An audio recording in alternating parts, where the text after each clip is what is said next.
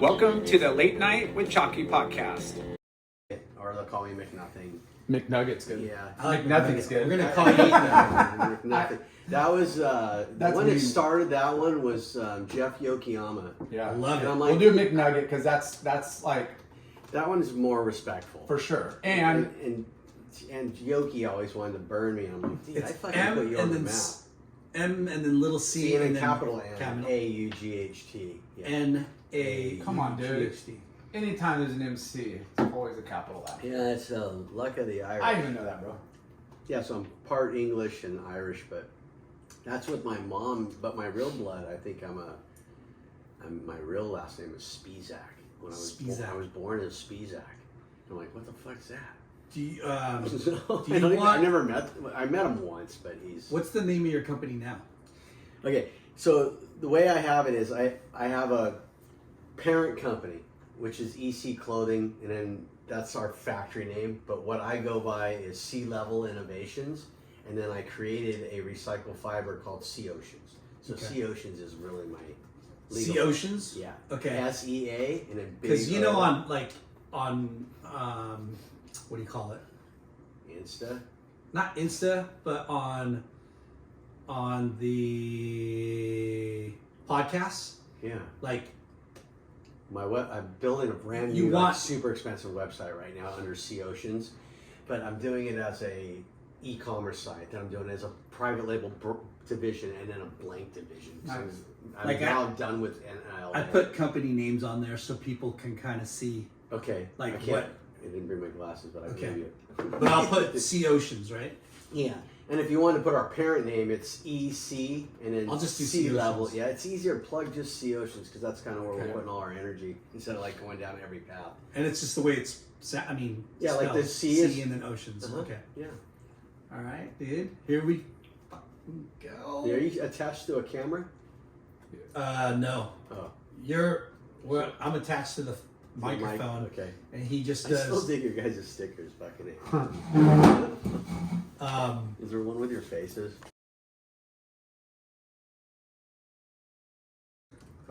Do this. Yeah. Friends and family, brothers and sisters, welcome to the Late Night with Chalky podcast. Yeah. Our guest this week is a former pro surfer that probably spent more time in the water surfing Baja than in California. This is true. Known for chasing big swells, packing big barrels, Baja Malibu, P-Mex, some secret spots. We'll have to find out, but this guy charges.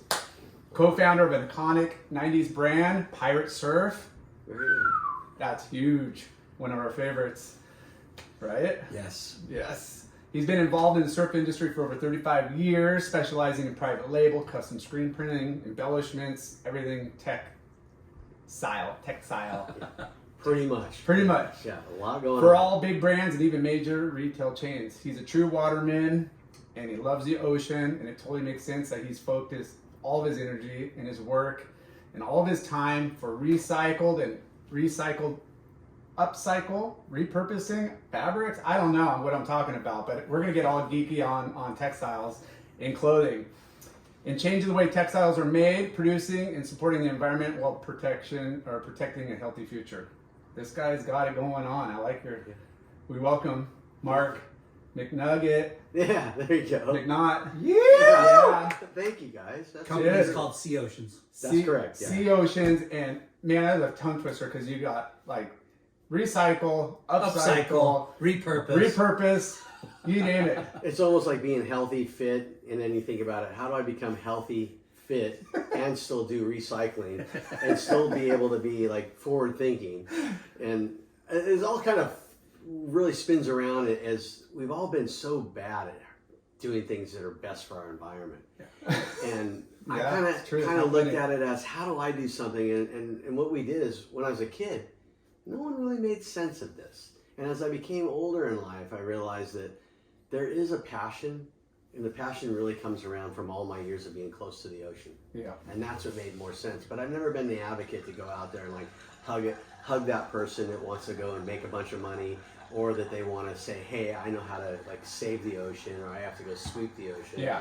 We looked at it as a way to, our group was to do something that would be, one, environmentally correct, but not boast about it. realistically, picking different names and throwing verbs and all that fun stuff out there, it's just a position. What I wanted to do is create a position that we could build products that were innovative, but also something that would be life-lasting, that'll help bring more stuff away from our landfills and take it away from our oceans. So we figured out ways to make a sea ocean actual fiber and then blend that as our recycled fiber with recycled, repurposed cotton, so we could have a longer staple length and do something that was more, again, longer lasting and environmentally correct. So rad. Did you practice that, bro? Yeah. No. You never pitched that. No. Yeah. That All right, we're sold. yeah.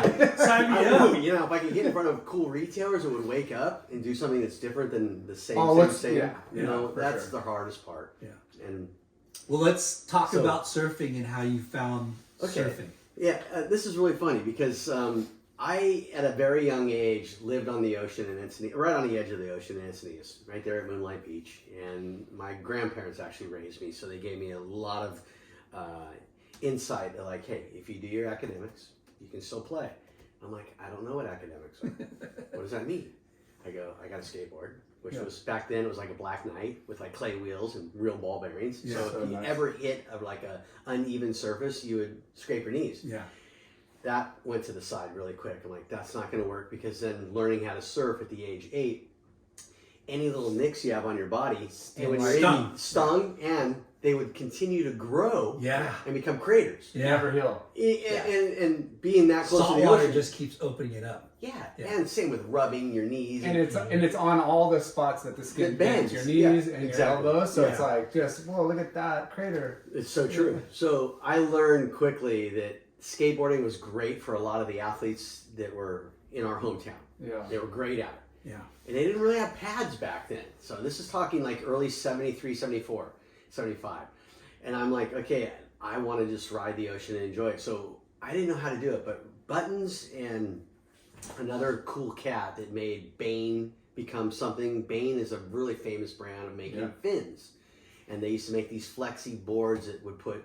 So I got a job there at the age 13, Wow. which really shouldn't be working, but I would go up for a couple hours and I would put skateboards together in their factory when Buttons and Jack Jensen were grinding and making all the layups for making real fiberglass fins. Not buttons. The buttons. Not the real Buttons from Hawaii. Okay. No, this is another nickname guy from Encinitas. Okay. So I learned quickly that this Yeah. is really a cool hobby. It's turned into like a cool sport. They're making skateboards. They're doing fins. Yeah. I go, guys, please, here I am. I'm at 7, 8 years old, and they taught me how to surf by drawing a longboard in the sand. So they traced a longboard, and they made like a gutter all the way around it. And I'm like, what are you doing? And so the center looked like a surfboard. They go lay in the hot sand. I'm like, it's a little hot. Go do push-ups there. So put your hands in the gutter and do push-ups, and do a bunch of them over and over and over. And I'm like, okay, now what? And they go, take your hands and push, straight turn, go right to your feet. Over and over and over. That's how they taught you how to That's how they surf. taught me to surf. And then they go, okay, here's a board. Go out And do that. and go out and do that same feeling and reproduce it over and over in your mind and do it every time in the white water. So this is at 8 years This old? was at 8 years old. Okay. Wow. And back then, that was really young for us because they, a lot of the guys were carrying logs around still in the early 70s. And there was really no progression. We just had a single fin. Yeah. But that's what they did. They made the fins that went and were distributed through the Bain company up there in Encinitas. And as that time evolved, I became like super like attached to that. I'm like, Mom, I need a board. Mom, here's no more summer. It's getting cold. I need a wetsuit. So at that time, I didn't know where to get a wetsuit and how to get a surfboard. So, you'd go to like a dive shop. The dive shop, you'd buy like a long john with a beaver tail and try to put 2 suits together just so you could stay warm. Was there no surf shops back then? Or There was Hanson's. Hanson's, And then there was NC Surfboards. Those were the 2 cool ones. But, at that time, I didn't have the money. Yeah. And I didn't. You were 8. Yeah. And I couldn't ask for money. So I would like make a quarter to like mow the lawns. Did they even have kids suits, or you had to go with like a women's? No, they didn't have women's. Or they did, I didn't know. Okay. I had to go with like whatever suit I could get, and then I cut the legs and made it shorter, and the rise was way too long, so nothing fit. But I have proof because my back's got 2 scars from where in those years, they had wetsuits with no rubber gasket to protect you for the back zip. So the two pods at the bottom where the zipper Those poles pieces come in your together, skin. it just like created craters in my lower back. And as I got older, these things growed further apart. So my wife to this day laughs and she goes, there's certain girlfriends that are like, I swear you had liposuction. I'm like, I can never have liposuction. Yeah, I don't have enough. It's a body surfer fat. tramps down. Yeah. Come on. So it's just kind of a funny thing how it all progressed. But as I was young and growing older, I'm like, man, this is really cool. Yeah. But at the same time, I'm hoping someone can make a wetsuit. And that's how I met, which comes into a position where a wetsuit company came in and it's called Falcon. Falcon wetsuits. So like a mom and pop, they buy their own rubber from Japan, they brought it over here, they lay it on the table, and I go, hey, I need a job. Can I just sweep your floor? And so what I ended up doing was cleaning all their waste on the floor, and I took and drew a little spring suit, one panel, and I glued them together, and I sold them at the junior high school. What? And made money doing that to buy candy, and then I turned around and sell the candy for more profit. So just like a little tiny miniature wetsuit. Miniature Okay. short. I have one somewhere. I could have brought it, but the funny thing is it worked. It kind of got me involved with them, and then they started making me. Is that before Bain? That was right during Bain times. Okay. So I went there and I got the deal to where they were helping me and then helping me work for a little bit. So I'd make skate over there, ride a bike over.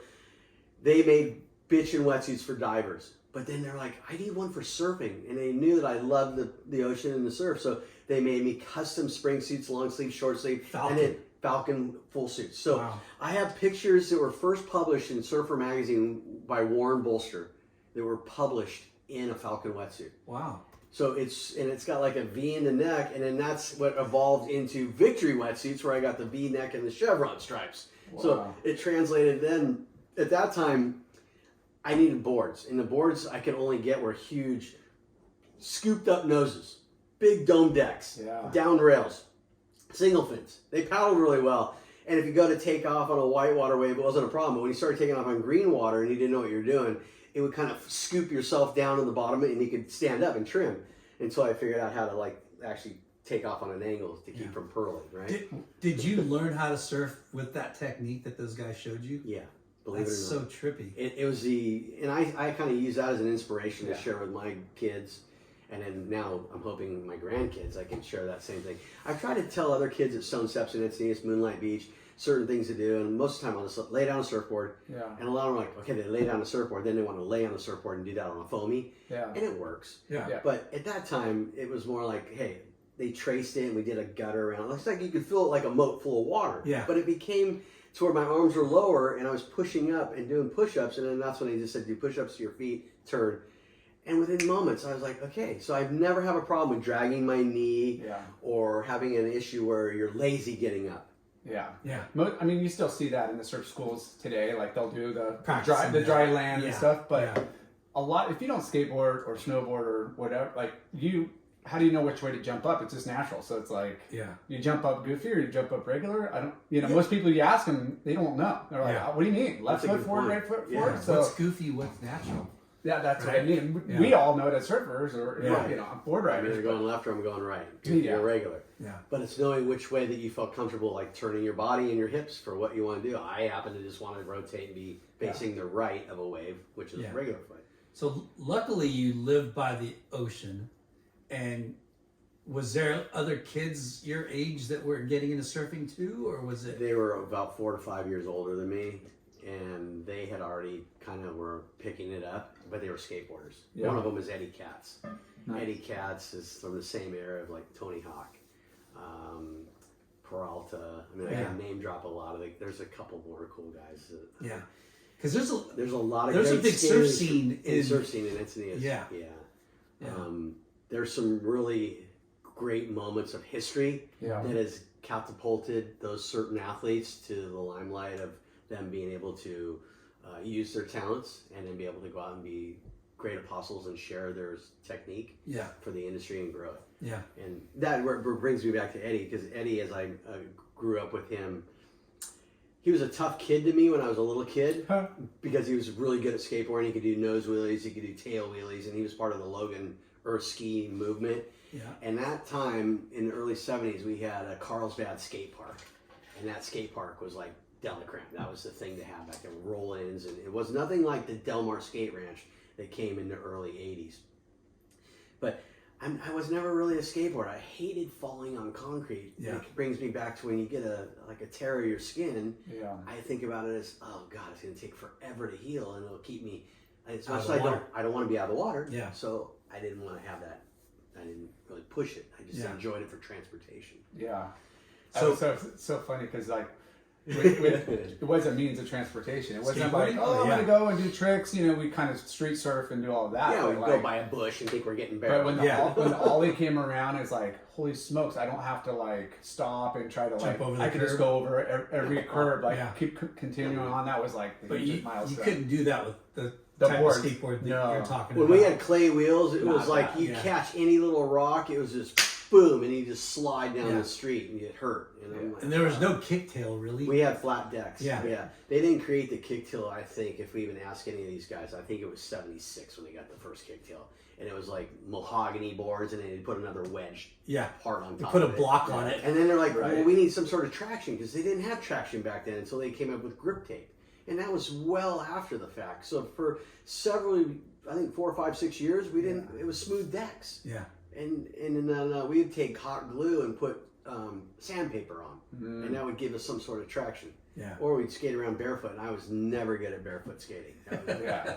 There goes the toes. No. I come home with bloody toes. I'm like, this is not cool. Yeah, the skateboard and the surfboard like had this short period where it just progressed so much with Really, like yeah. you know the outlines, the you know going to urethane wheels and Yep. the kicktail and the, you know Road rider wheels, tracker trucks became Yeah. really popular, and and then it became a more of the urethane Yeah. became a better rolling board. Yeah. I mean, actually wheel for the smoother, boards, and, yeah. and it could absorb some of that shock. And that's when the skate park kind of evolved too. So you just got way smoother, faster, cool transitions through the concrete. Yeah. And then that's what got me going is after doing all that and having fun with those kids, I was introduced to a guy named Rod at Agua Surfboards. And he made me my first surfboard that I had won on a crummy board at a junior high event in Leucadia at Agua Grandview. Surfboards. Agua, A-G-U-A, yeah.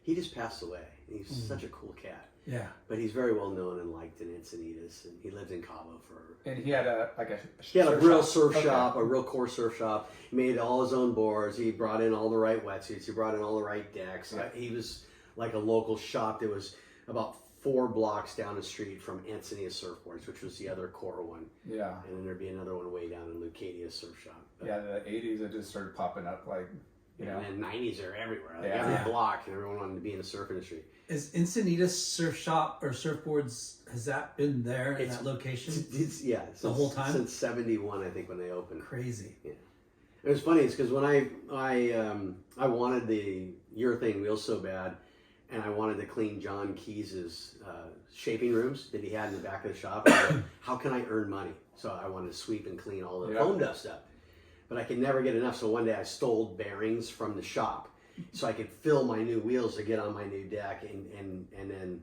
I get home and Mark Adams gets on the phone and calls my house because he spoke to my grandma and goes, "Is Mark there?" And she goes, "Yeah, he's here. He's putting his new skateboard together. Thank you." And he goes, "Yeah, he didn't pay for those." So I was like, You got busted. I got caught. And I learned at a very young age of 11 years old or 12 years old that Yeah. you don't do that. Yeah. And that was quite humbling. So Yeah. I ended up cleaning the shaping room for quite a few weeks. Yeah. Knowing For free? For free. Yeah. To pay for the bearings that I'd already plugged in the wheel so I could get transportation all around town. Yeah. And at that time, that was when La Paloma was super cool and it had lay down seats. So you could have like 4 people laying down and you'd have a couple seats and you could lay down. And we'd skate from Moonlight just around the tennis courts and up the little hill to go to La Paloma, which Yeah. is still to this day. They've changed the interior a bit and it still has the upper deck, but it has that same kind of vibe to where it's cool to watch. Surf the movie. theater. Surf Yeah. theater. Yeah. A real surf theater. Yeah. Yeah, the acoustic, like the drapes and everything, the architect. I mean, they were The velvet, the crushed velvet, velvet yeah, drapes, yeah. like those were rad. But saw- back in the day, they had pillows like this, like Yeah. lounged around, and they were a lot of the old timers would be in there just rolling doobies and smoking and drinking Oh, whiskey. for sure. And it was you walk hear in, bottles. I can't see anything. It was all lit, you know. Yeah. It You was hear bottles. rolling down on rolling down the between floor. aisles. Yeah. Yeah. So then that kind of brought me to where after being with Rod for several years and getting the board. So wait, did you get sponsored by Rod? I think I was sponsored because, I mean, at that time I wasn't getting paid, but I was getting a free board. Then I get another free board. Then I won another was there event. Yeah. Was So I there, got to make my own surfboard, but I made like a little 24-inch one, and I still have to this day hanging up in my garage. that's funny. So I made my own trophy because he gave me a free surfboard Yeah. as a board. But And that's I- not a trophy because you're gonna ride it. And, Right, Yeah. and then sell it and it's gone. So I made a small one in his shaping room, and then he helped me glass it and the whole thing, and That's I was really epic. cool. So I still have that stickers, and So I have photos of all this stuff. You made your own trophy. Pretty much, because I got a free board, but then I Yeah. wanted my own trophy so I could remember the moment. And still to this day, that was 1978. going back to, you were just borrowing boards when you first started, Yep, and they were like long boards. they were Single fin. they were single fin dome decks with scooped up noses, Yeah. and they were Nomad boards, is what I remember, and Surfer House boards. That were, who knows what those brands are. I mean, the names sound relative to what we're doing now, but they weren't names that are like historical names like Don Hansen yeah. or Donald Takayama. It's almost like Oh, backyard Back- boards. Yeah, Yeah. The backyard boards is still like Yeah. pretty So- strong movement. And I just couldn't. I was such a little guy. I was like 4'2", and I was like a little twig figure, and I couldn't carry a full, get my arm around a longboard to lug from the house through the field to get down to the ocean, because I lived right here, and across the field was the ocean. Yeah. And that was just so. A lot of the guys would keep them at that field house. They always smoked Clubhouse. Yep. So they just leave them in the weeds right there at the house. So like, you can take any board you want. I'm like, they're fucking too big. They're just too big. But they planed really well, so you could just stand up and go. But then I really wanted. I want to do what you're doing. I want to turn. I want to learn how to trim. Yeah. But you need a smaller board. Who were the local heroes you were looking up to? Do you remember? It was Jack Jensen was one of them, because he was the trick master, and then Buttons was Jack and them. They were the fin masters at Bain. So those are my guys I looked to. And then the really famous icon guy that was hard to get to was Donald Takayama. Wow. He was like, He's from Encinitas. well, he's from Hawaii, but he lives seven blocks north of me on La Mesa Street. And one day, I saw him, he saw me, and he looked at me and he goes, "Hey, I'd like to make you a twin fin." I'm like, "I don't even know who you are, but I do know who you are because I can watch you surf." So I'm like, You know who he is. Yeah. You didn't know he was I didn't know he was super famous in the world of making boards. Yeah. I'm like, How old were you? I was 14. What, now, were you surfing well? I mean, I thought I was. Yeah. But I mean, a don't small know. community, Because small town. Donald Takayama- Everybody knows. They all know who knows. Yeah. Somebody like Donald Takayama saying, "I want to make you a board." Yeah, I was like, okay. Yeah. Yeah. And Now, I wish I would have never sold the board or gave it away, because it was a twin fin that got me a lot of good turns. And I mean, to me, turns were like come off the bottom and pull up into a barrel, and then be able to turn inside the barrel and be able to ride and then get slammed. Yeah. I'm like, okay, I did something. Or I'd be able to turn from the bottom and go up and be able to turn off the top, Yeah. and be able to make it. And that's which is two big fins and a swallowtail and a bump wing. But it had a fatter nose and it had a flat deck, but it had a paddling power to it that I could just glide right by a lot of people. And even though I'm a little guy, I had that feeling like, this board really works. Yeah. Going fast helps. So much. Yeah. I'm like, this is really cool. How do we get more Well, of these? that and you went from riding 6.4s down to what was this twin fin? Like 410. 410. Yeah, Like that's a huge difference. Huge. But it was wide enough to where it would still carry, and it gave me turn flexibility. And I was like, Pivot, oh, this is yeah. really cool. So, was he riding twin fins too? No, he was riding step deck longboards. Yeah. But he had just started making twin fins for a guy named, his name is like Larry Bertelman. Yeah, that guy. Him and Dane Killoa, Yeah. and Louis Ferreira, and all the bigs. all these guys that were like Yeah, I look in the guys mags. that That's all covering I like. every Okay, mag. they lean like this, they turn like that, and Yeah, their you arms kinda- are like this. Yeah, and you kind of take that in your head and kind of build that, because we didn't have movies, and if we did, it was like Once Endless a year. Summer, Yeah. or one that would come out that A we slow mo narration, like Yeah. trip.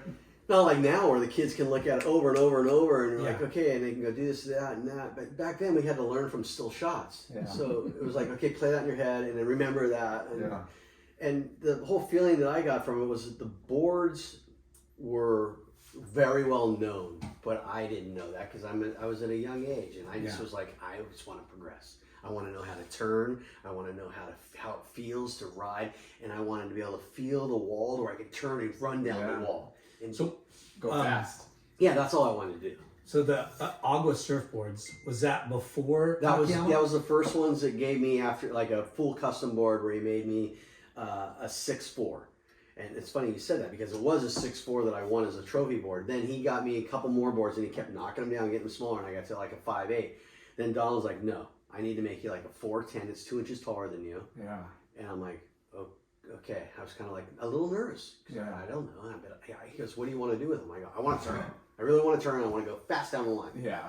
And I need something that's going to carry my lightweight, but I want to be able to paddle faster than you guys on your longboards. Now, did you see twin fins already? I didn't know that it was a twin fin. He mentioned that to me. Yeah. He said, I think you'd be good on this type of board.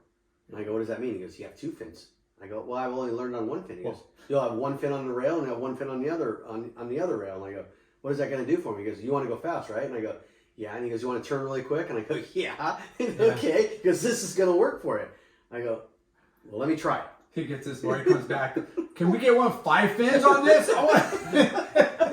If one is How better many than, fins can we put on a Yeah, board? 2 is better than 1. Well, yeah, we progressed. And then after that, I'm like, and then somebody else came out with like this Australian guy, you know, not Wayne Lynch, but the other one. Simon Anderson was at Bain one day, and he goes, you guys ever see about 3 fins? And they were like, well, we only know about 2 fins. We went from 1 fin now to 2. He goes, well, I got one in the center. And that was when he was working with Nectar. Yeah. With Gary McNaught. And I'm like, dude, this is rad. We're progressing again. And that's when Eddie Katz became like the sander, and he was doing all this work as in the rub out rooms for Donald and for Channon up on the hill of Westlake in Encinitas, which was Bain was here, and then Channon had their big factory where they made all the boards for North County, kind of like what the hub is now to this day in Oceanside, where everybody makes boards for all the best brands, whether they're licensed or handmade. Yeah. Other than San Clemente being lost, the red one. So what I learned from this is Eddie's like, hey, I want you to ride my boards. I'm like, Eddie Katz? Eddie Katz, yeah, K-T-Z.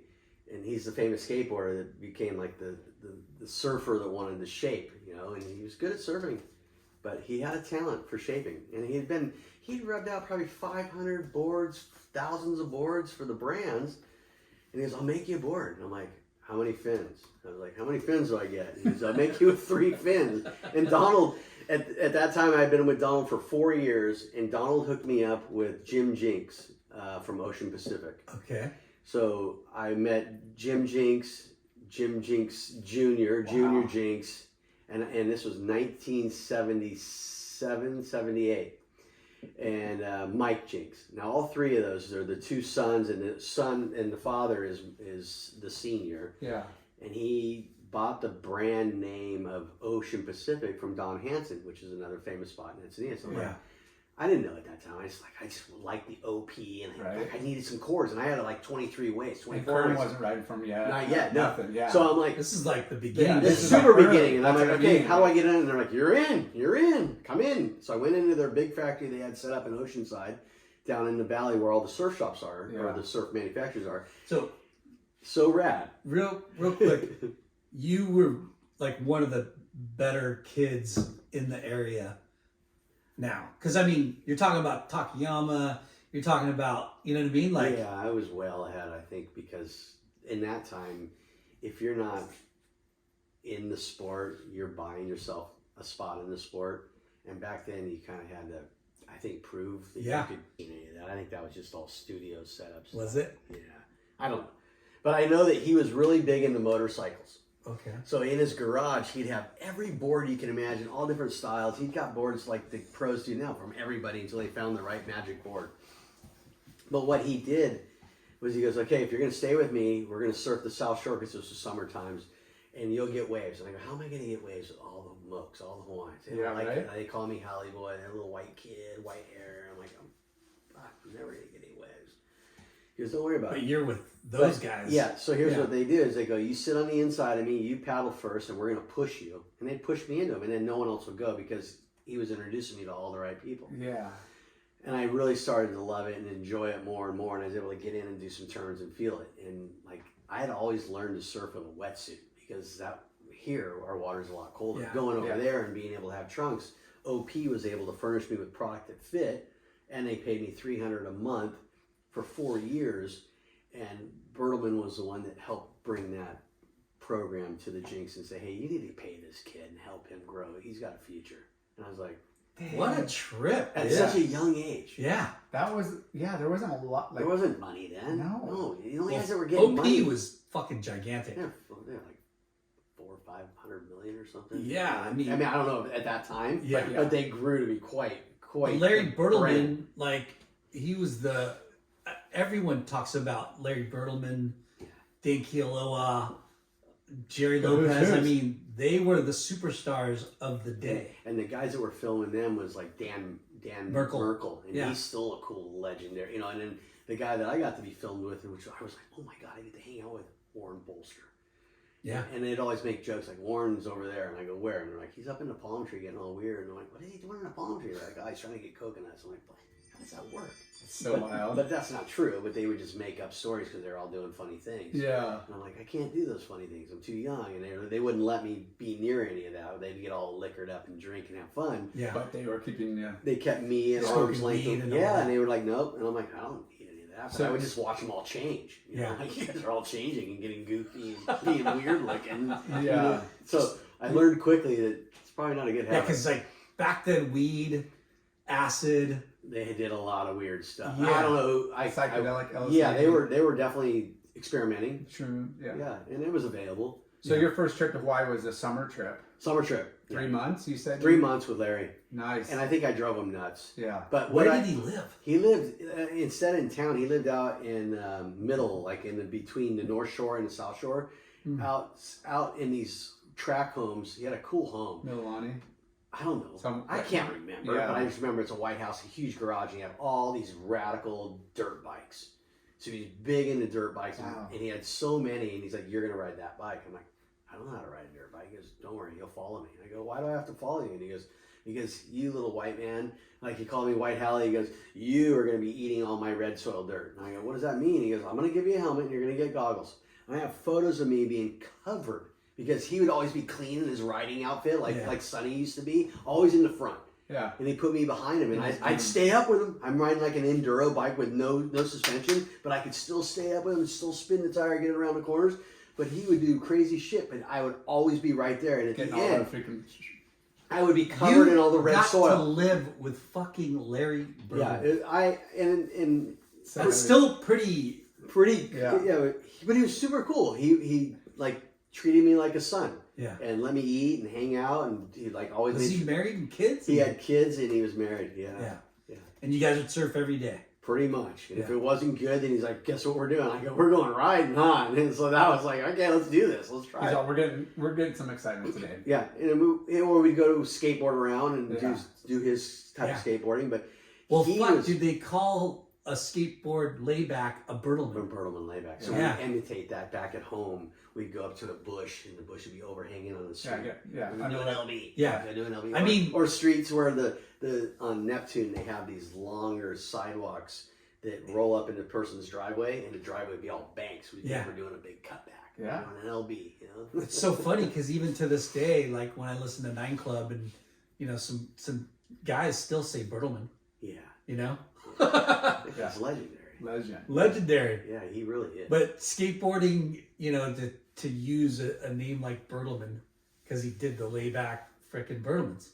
Yeah, he's well ahead of his time too. So how that Yeah. that is such a crazy Were your story. parents like, They were cool, meaning that they knew that I wanted to do this because Yeah. I loved the ocean at a very young age, and it just stuck with me. Yeah. But they wanted me to do more in the academic role of like my mom wanted me, I think, to become like an attorney and be in the legal world. I'm like, I don't want to read a book. Are you kidding me? How many books do I have to read to figure out it's hard enough to go to school and read a book for history and want to be invested in your mind to hold and maintain that historical timeline that we all grew up through, which I never did. You never did. Yeah. But our families grew up during some of those, like my grandfather was part and got a Purple Heart in the World War II. Yeah. That to them is special. Yeah. To me, I had no. But if you wanted me to read an inside of a surf magazine, Yeah. front and back, or a Japanese magazine, I happened to, I was like, okay, and I want to look at the picture, I want to study it, and I want to pull out the poster and hang it up and total do what we only knew to do. Yeah. Then I was into it, and then they couldn't push me away from it. I'm like, nope, I want to be somebody, and I want to do something that's cool, and I want to be in this industry. Were you a good student though, or Yeah, you just kind of? I did what I had to, and I Yeah. paid my dues. At 10th grade, I'm like, I'm done with this. I met Jack Lorraine, and he goes, hey, we're going to bring in and this is true. He goes, we're going to bring in a car rack from Sweden. You want to work in the warehouse and make some money? I go, what kind of money? He goes, I'll pay you at 15. I'll give you basically $60,000 a year. And I'm like, why would I say no? What are you talking about? I'm at 16. And he goes, my grandmother goes, you need to take a GED, $10 to graduate San Diego. Wow. I'm like, okay, how Wait, long is that going to take? Who's Because I Jack didn't want. Lorraine? He's a sales, like a famous like workout guy. Lelaine, you mean? Jack LaLanne. Jack LaLanne. Introduced me to Jack Lorraine, and Jack Lorraine. It's kind of funny how they are, and I met his daughter. But what it came down to is Jack LaLanne and The fitness guy. yeah, but Yeah. he knew Jack Lorraine, and Yeah. Jack Lorraine had some ties with Thule car racks, and he was big in the nautical world, where he was big with boating. And I didn't know anything about it. I'm just like, I So love he the was ocean. importing. He was the. He was the first guy to import Thule car racks from Sweden. And they were just gonna hire you at 60 G's, like. Well, it didn't start like that. It started out at Oh, okay. $1,600 a week Okay. to come in and work 4 to 6 hours a day and take these boxes, put them together, and put all the parts in because we got all the parts from You Sweden. said $1,600 a week. Yeah. At basically 16 years old.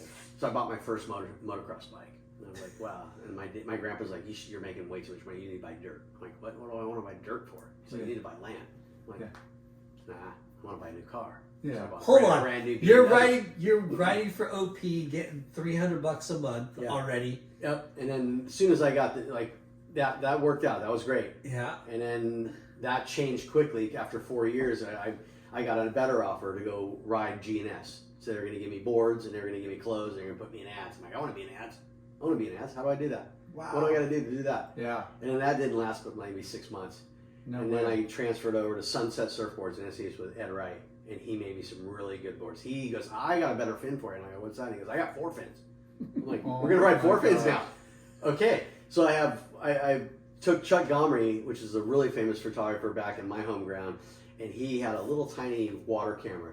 And he'd put in his hand, and he'd swim out there with me every day. We'd go out together until I could get shots. He goes, Breakout Magazine's going to get you in the magazine. You come home with shots, you're going to be in the mags. And at Surfer Magazine that time, it was Jeff Devine who was running the thing. He goes, I'm going to print this kid. So I got centerfold. I never made a cover on a Surfer, but I got a lot of center spreads and a lot of big photos, but I never got a cover. So you went from OP For short to term, G&S. for a short period of time, for 3 ads. And G&S. about 6 months. and then And then Sunset Surfboards. and then Sunset. Were you doing PSAAs at this time, or I didn't. By tour, whatever it No, was? I only did like a couple of the events, and I couldn't make it very far. And I'm like, I just want to free surf and just have photos taken. I really became like, I just want to go out and do photos. Yeah. So So I gave up on the events. And you're never going to be anything if you don't make it. Because then That was the whole push back in that era. It was like, oh, you got to do the Contest. contest. And then you could that'll name give you- all the young cool surfers that had to perform. And at that time, Machado was coming on, Slater was becoming something, and they're all young kids. And I'm 7 years older than those guys. And I'm like, I really don't want to ride in 20 minutes. I have to go catch so many waves and then have the horn buzz, or and I don't want to complain, but it wasn't me. For sure. I just felt like this isn't me. So And now I wish I would have, because I love all the events they have and all the locations, and you get to surf the best waves in the world with nobody but just those guys. Yeah. But Wasn't still, like that back then. yeah, Yeah. no, way different. not way different. So Wait, I like to go to Malibu and surf in this Sunkiss event. I got invited to go to surf in Malibu. Yeah. That was the first time I was able to surf Malibu with 3 other surfers in a 4-man heat. Yeah. I just want to make this heat. And I just want to make heat so I can just keep surfing this right-hand wave and just pump all the way down the line. I was like, this is the best. And then I got second. A second. And I'm like, this is it. I'm done with this game. I'm totally done with this game. I'm done. So that's when I just... okay, going back to the Thule racks, Yeah, that was 1980, 80, 81, 82. and the guy paid you $1,600 a month, A week. a week. I mean, Yeah, sorry, what it was. that's so fucking. That's a lot of money. Yeah, A it shitload of money. it really did me good, because then after that, after about 4 years of doing that, he was like, Jack's like, hey, we're getting offered a big job here from Nike. You want to work for Nike? And I'm like, Nike, really? The real company Nike? He goes, yeah, we're going to fly up there. I'm like, okay, what does it mean? He goes, just let's go. We're going to go up there. We've been invited. We're going to be on their team. And I show up, and instead of, I didn't want it because we're going to go on a boat. We're going to do all this. And at that time I only had, which is really a bad thing. But my boss then was Jack LaRaine's Chris Van Dyke, which is Dick Van Dyke's son. I show up to the first time I meet these guys. Guess what shoes I'm wearing? Not Nikes. Adidas. No, I wish, because I still love Adidas. But I was wearing at that time ASIC Tigers.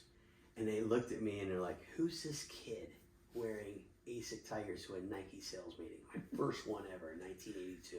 I'm like, Yeah, we checked it. the guy. Hold on. So the big guy on the stage goes, you. He looked right at me. He goes, you can go back to your hotel room right now. I'm like, why? And Jack's like, you're wearing the wrong fucking shoes. I go, I don't even have any other shoes. He goes, go up to the room and grab flip flops and come back down. I'm like, Can I? so I was so embarrassed. How did this guy Jack LaRaine? How did he have ties with Nike? He had Is ties. he a salesman? He was a sales guy Okay. that had ties into the nautical industry, and Nike was looking to take.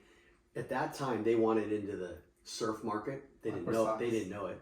That's where that comes in.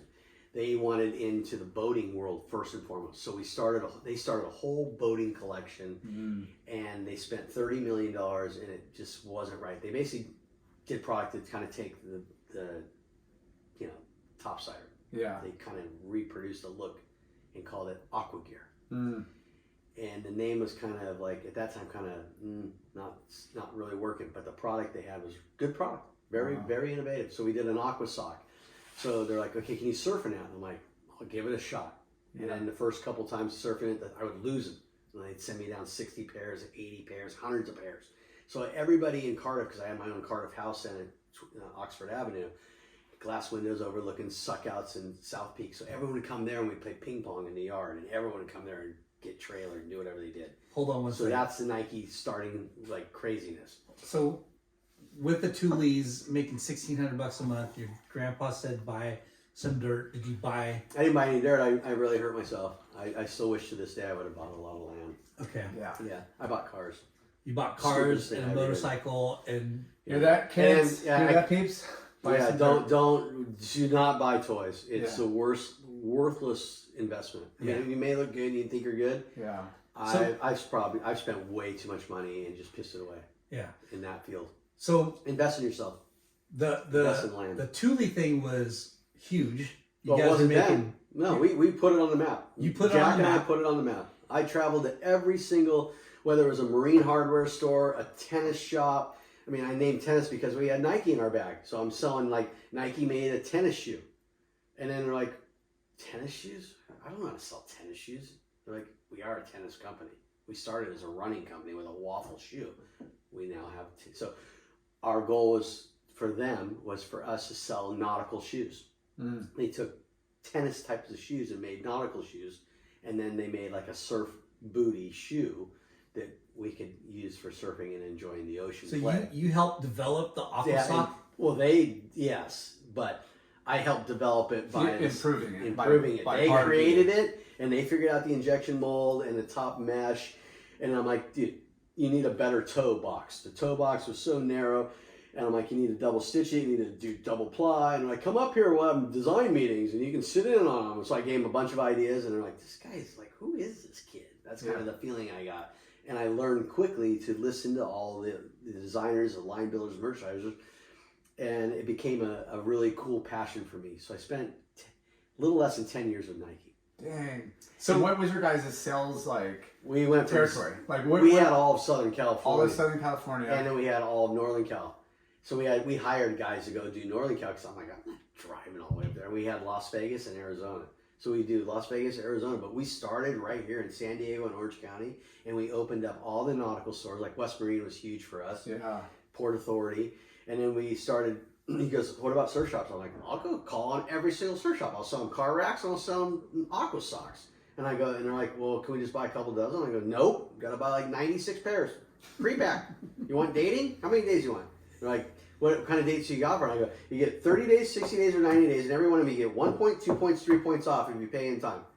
And it was just graphs the way I had to just present it. And they're like, I don't want to do it. I go, then you'll never get product from us. We will never open these. And I'll go to the next guy. And I'm like, wait. Call me back. And I'm like, Look at this hustler over you here. don't do it. You don't get in. If you don't get in, you can't order those Air Jordans because that's going to be something one day, or the Air Max. You're never going to get those. Was this Jack teaching you all this, or you Yeah. just like he was like your He mentor? knew- Like he yeah, knew how to, like, I still to this day, and he's like 78. I love that man for giving me the intuition to have the passion and the drive to to push my creativity, to push my scale of sales, and to bring all that to a fruition that could be a foundation for me and myself and my family's future. Yeah. So I learned a lot of information from That's a rad. cool mentor. Yeah.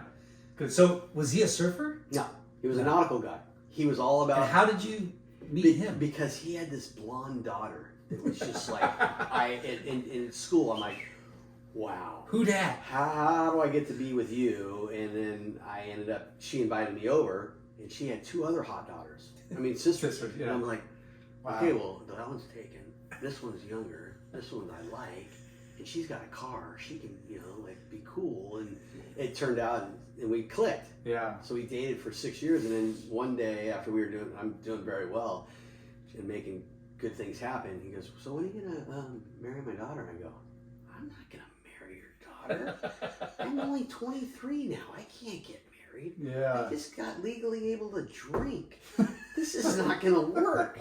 And I didn't want to tell him at that time that the sex wasn't, we weren't really like Compatible. we weren't hitting it out, Yeah. And Yeah. I learned quickly that I think that was a turning point, that either you marry my daughter and you stay with us, or you kind of move along.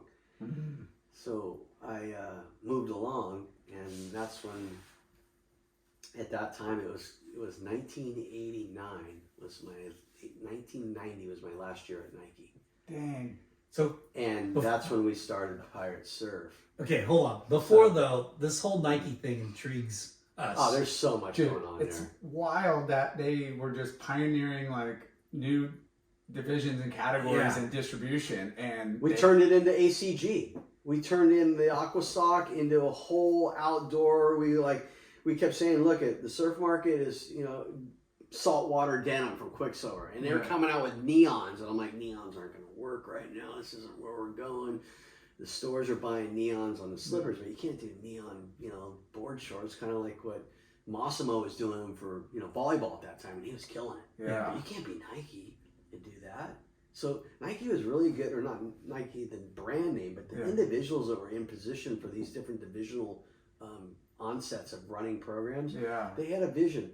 And it's like if you stroke the ego of a developer or a line builder or an artist today the right way, you grow with them.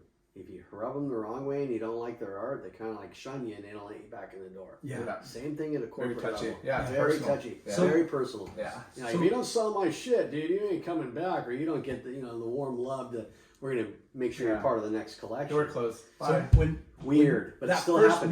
meeting, that first meeting, Oh, that was the best. and they I learned- interviewed you to help them get to the nautical Yeah. and surf. And I had no idea how to go out and sell to nautical stores. So Jack we'd get in his little truck and we'd drive around. He goes, just listen and you'll learn. So I did that for about 4 to 6 months. But I was still working the other half of those days. I was working as doing all the shipping for Thule. Like we would get all the orders with a fax machine that would come over from their New York office. So everything would come to Sweden, would come in through a big New York hub, and then we became the main warehouse out in San Marcos on Linda Vista Way, believe it or not. I still remember that address, where all the semi-trucks, like the 43-foot containers, and we'd unload those all on a weekend, and then store them in the building, and we'd roll the door up, and we'd package them for UPS or Motor Freight, whatever the orders were that we were writing, and it just kept growing and growing. And I did that for about 4 to 6 years while I was So selling you Nike. rep that. I rep that and Nike together. And putting stuff together. Huh? And putting it together, like running the work, like Yeah, helping doing run everything. Yeah. Yeah, and it turned out I was only going to get hired for a couple hours a day, and I could surf. I could always surf from 6 till 10. Had to be in the warehouse from 10 to 2, and then from that time I could enjoy the daughter time. 3 o'clock till dinner and come to the house. Yeah. Which was really great. But as I became more invested in like getting nice cars and driving around and selling people, I'm like, oh, this is really, I'm making points on all my sales. I'm getting a salary, and this is Yeah, you start getting Like workhorse. Yeah, that's all I want to do is work. I don't want to do anything else. I just want to work. I became a freak for working. Yeah. So when Nike, you guys get hired, did they like show you? It was shoes you're selling, right? Shoes and some technical apparel. Yeah. Yeah. And I learned a lot. I could Yeah. say a lot of things. Yeah. They wanted us as a nautical sales force. So we would call on nautical stores. And then as the nautical did they thing, have one on the East Coast too? Like, they had a whole team on the East Coast and Midwest. They had it everywhere. Yeah. Everywhere there was a harbor, everywhere there was a lake, Yeah. anywhere there was running water, they had a force in place. They must have had at least 45 different sales agencies that had several sub-reps and row reps Mhm. that were established within that field. Yeah. And that worked for about 3 years. And then they realized that, Paying them much. huh? They're paying you a big time. Yeah, You know, they, when you make too much, then they whittle you down. But in this case, what happened is we realized that here in California, we have a big surf culture. I go, you guys need to like get it together.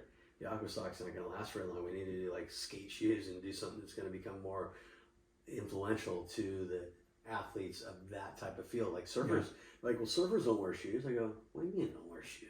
Yeah. Yeah. We don't surf in shoes, but you guys are Nike. You Yeah. can make anything that Yeah. works. but it did take Nike It took them a long They time spent to millions of penetrate. dollars Yeah. pissing away money. Because even the They aqua wouldn't socks, like Short-lived. it was short lived, and it kind of got clowned on. Yeah, Right? I did. Yeah. So we did a bunch of ads, and I got them set up to run ads in like 2-page spreads Yeah. and Breakout magazine, over and over, inside cover, out and in the back. Was it Colin Smith? Yeah. So I'm like Colin, because I always hung out with him and Rob Keith. Rob Keith is a photographer, and Yeah. Colin and Brian Szymanski. I'm like, can you guys wear these? And I'm like, yeah, we'll wear them. What are we going to get for it? I go, I ain't getting anything. Maybe I'll just give you another pair. Maybe we'll get a pair of Air Jordans, or maybe we'll get a pair of Air Maxes. You know, if they send me down to your right size, you can have a free pair of shoes. Yeah.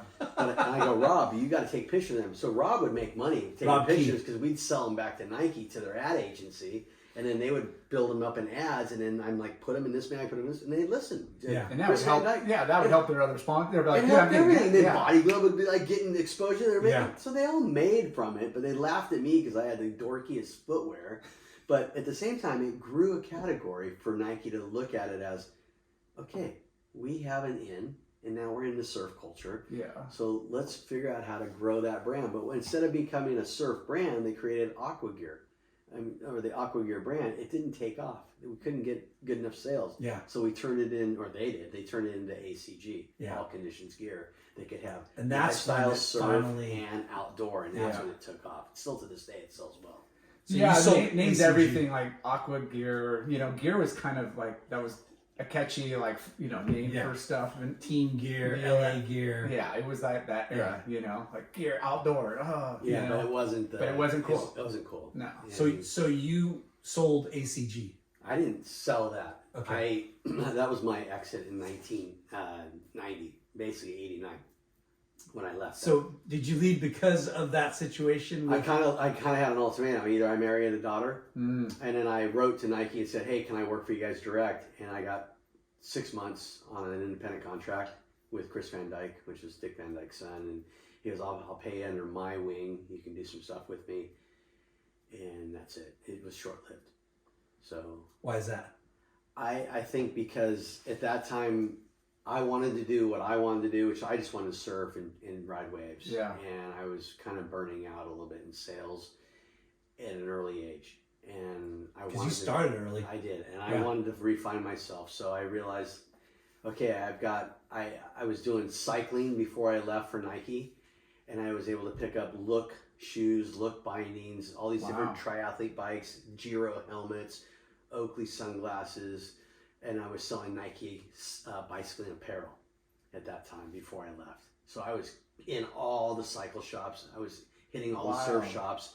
I was on the road so much. I was doing like 12 calls a day, which is unheard of. But we didn't have a phone in our car back then. Yeah. We didn't have a phone in our hip. We had a landline and a fax machine. So every day I was up, surf early, and be on the road. And I'd be making appointments from 8 o'clock all the way till 5 or 6. Is getting as many as I can, and I wouldn't drive all over town. I'd drive all along the road. Like I would have a cycle shop, nautical store, and a surf shop all within the same block. So I just carry a backpack and a travel bag, and I just go door to door. And I'd get orders at all of them because everyone loved Nike. Yeah. So it just turned out to be the right thing to do. And Oakley was on fire, and then Oakley had the other neon categories were. and we were selling that through a distributor. And then the other thing was Camelback. Remember Camelback? It's like a straw that's still big. I put that thing on the map. I was the first guy to put in all the bike shops back in 1987, 88. I put that thing on the map. There's so many projects that I pioneered that I still to this day are like, these companies are huge. Yeah, where's my pin? Where's my pin? They paid you well back then. Yeah. So why only 6 months with Nike? Because it wasn't at that time. I had a deal in place, and I basically bumped into Mike Garrett. I was selling him Nike, and Mike Garrett was running. He had his own stores, or he was a buyer for the stores, and he had them at South Coast Plaza and a couple other shops. I can't think of the name right now, but he would if he was around. Was it a surf shop? It was a surf shop in the malls. Huh. So I'd sell them Nike Aqua socks and whatever I was allowed to sell them. Do you remember Mike Garrett? I do. Yeah. Big Hawaiian looking guy, right? Mm-hmm. Yeah. And he owns Nalu Foods in like restaurants, and his food's good. Yeah. Yeah. He Good created quality. Nalu too. Yeah, and Nalu is the bull. Yeah. All the hairy one, and he created his own line when he was working with Honolulu Surf. He did that as a side project, and he did very well with that. Yeah. But he was the guy that opened my eyes to being like, okay, you want to be really cool and be into the surf industry. So I came in, and I always get a smoothie when I go in to sell them at the mall. And at that day, sitting at the counters, from what I remember, was Jeff Yokoyama. And I'm like, I don't know this guy from Apple. Yoki. Yeah. Yoki. So he had a vision. Yoki had a vision that he was going to create his own brand. Because he's already came off of He was Malian Malian Sons. Sons, Yeah, and so he already came Malian off of- Sons had already like collapsed at that time. But he was already thinking of the next. Yes, he was. And at that time, he didn't have any sales. He was working out of his Corona Del Mar garage where he had his wife and his one kid at that time. And he had brought over Mark Bellinger, which was the athlete that everyone loved. This guy, from Malian Sons. Mark and I clicked. I really dug that guy. He's like, dude, you're good at what you do, and you can get us in all these stores. I'm like, no problem. I'll make a phone call. You're in. And he's like, we want you. I'm like, I want to be with you guys. Let's go surfing. That's all I want to do. Let's go surfing. Yeah, surf And then brand. Yoki's all, well, we got to make sure you can surf. I go, who are you? Why are you asking He me? actually said Yeah, that? he kind of made me feel like I'm not important. And Yeah. he still to this kind of day makes me feel like I'm not important. And I'm like, dude, I put your fucking ass on the map. You may have had a good time at Malian Sons, but I put Pirate on the map. I put that in every single store where you couldn't even make the cool shit appear fast enough for me to sell it. So behind my back, he had a deal marked out with Bellinger to sell out after the first year and a half. And he sold out because Danny Kwok's like, hey, we got to stop our momentum. We created some, he came up with some cool ideas. Yeah. You know, we had some things that were well before the cool stuff even appeared. We were making it, but he was making it. Yeah, we were ladies. We were at Servant. We were both worked at Servant Sport, and Yeah. that shit showed up, and it was like He rode for Quicksilver, and all the Quicksilver team riders wanted to wear Pirate. yeah. And then It was in its own little special mad. section in the cage, Yeah. and I'm all, hey, Robbie, Todd, whoever, you know, Robbie Todd is a bro then. Can we get some of that stuff? And he'd be like, yeah, go Come grab a on, couple man, help pieces. me out. Yeah. Yeah, I'll kick you a few out of the side. But at that time, it was like a T-shirt was a scratchy, like a Gildan, which I hate saying, but they've done well. But it was a heavy, like skateboard is what we call it, heavy shirt, block fit. It didn't even have any luxurious fit. It didn't form the fit to your body. The sleeves looked like, darted out. But we put a woven label inside the neck. We had the little lady in the corner over there stitching away. Yeah. And then they'd be one screen print, the cow skull, or the crosses. I'm like, this thing's dope. This is going to work. Yeah. We got to get stickers made for surfboards. We can put them out there. Let's do a hat. Yeah. We start out with T-shirt and hats, and then Yoki's are there drawing in the corner. And I'm like, what are you doing? He's like, I'm sketching our next design. I'm like, what next design? He's all, what do you think of this? So one day, he took all the credit, but it was me. I used to always wear a sweatshirt like I do, and I put a flannel over my sweatshirt, and then I had a hood on it. And he's like, that's it. That's the next thing. I go, what do you mean? He goes, you're going to do a flannel. We're gonna So stitch you're a double hood." layering. You have just a hoodie I on, was and cold, then man. I'm fucking tiny. And still like I worked out so much I didn't eat enough. yeah. So I wore a flannel with a hood. And then he's like, he got a wild hair, and he's like, that's it. And then he goes, I'm going to put a big giant button on, and we're going to put a cow skull button on. I'm like, cow skull? No. And then we did the pirate. What did pirates have? Jewels, right? Yeah. So we did a jewel button.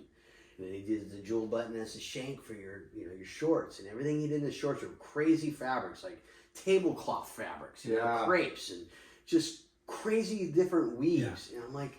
So you're the muse for the flannel with the hood. Yeah. Fucking rad. And Quicksilver ripped it off. Oh, Yeah. If Yogi was sitting here right now, he would know that was a fucking straw that broke our camel's back. Yeah. Easy. It killed the bull. Yeah. And he's like, I can't work here anymore. I'm fucking fed up with this shit. And I hate saying the words, but we had something rolling. And when we went to the trade show in 1990, which was ASR, and where girls would run around with like nothing on, you're like, this is not right. It was a full party scene. You just stay up as late as you could, drink as much as you could, and then show up the next day. And if you had alcohol in your breath, you were a winner. Yeah. And if you could sit there and write, we wrote orders. Nobody writes orders these days. They like fan you and ghost you, maybe send you something. Yeah. Or whatever, I don't know. But to this day, we were well ahead of our time then. And all I wanted to do is support all the cool shops. I'm like, Crosby, dude, you're the foam man. You got to make me some cool cutouts of all our stickers. So him and... There was a full sticker war back then, too. It was a gnarly sticker war. We had to have the radical stickers. Yeah. And the stickers had to match our tees, had to match the hats. So those iconic looks became features that we paid this guy in Tijuana to do them, which I have in my house hanging up, a huge gold frame with a Matador velvet paint. I kept one. I've had it now 38 years. I will not get rid of it. Everyone comes over like, dude, flashback. So that we put Booger and I, Bellinger, he's like, what do you want to do with them? I go, get me 6 of them. I'll put them in all the big windows, and I'll put black lights on them.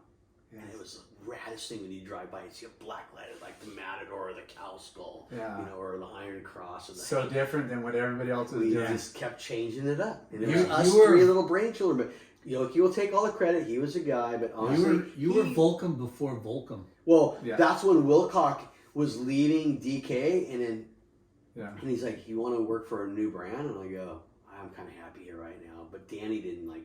Danny's like, we're going to pay you this much. You can be the sales guy, you can be the designer, and you can run the whole ship, and you can work in the 1837 building on Costa Mesa. But Danny had already put money in behind the scene with Volcom, and I should have taken the deal because that would have been the next groovy movement. Yeah. So it really resented my whole vibe with how they operated, and but McKnight was the cool guy that took me aside and he goes, I'm giving these guys cash. You can have a little cash if you want. They got lowballed and laughed at. He gave me a shitload of shares that I lived on for 30 years. And I was like... with Quicksilver? Yeah, he set me up out of a private deal. But here I'm saying it, but it's the same thing. I'm not going to say the numbers because he knows I know. Yeah. But I was able to raise my 2 daughters and I went months, a lot of time where I'm like, I'm just going to serve. Yeah. Whatever.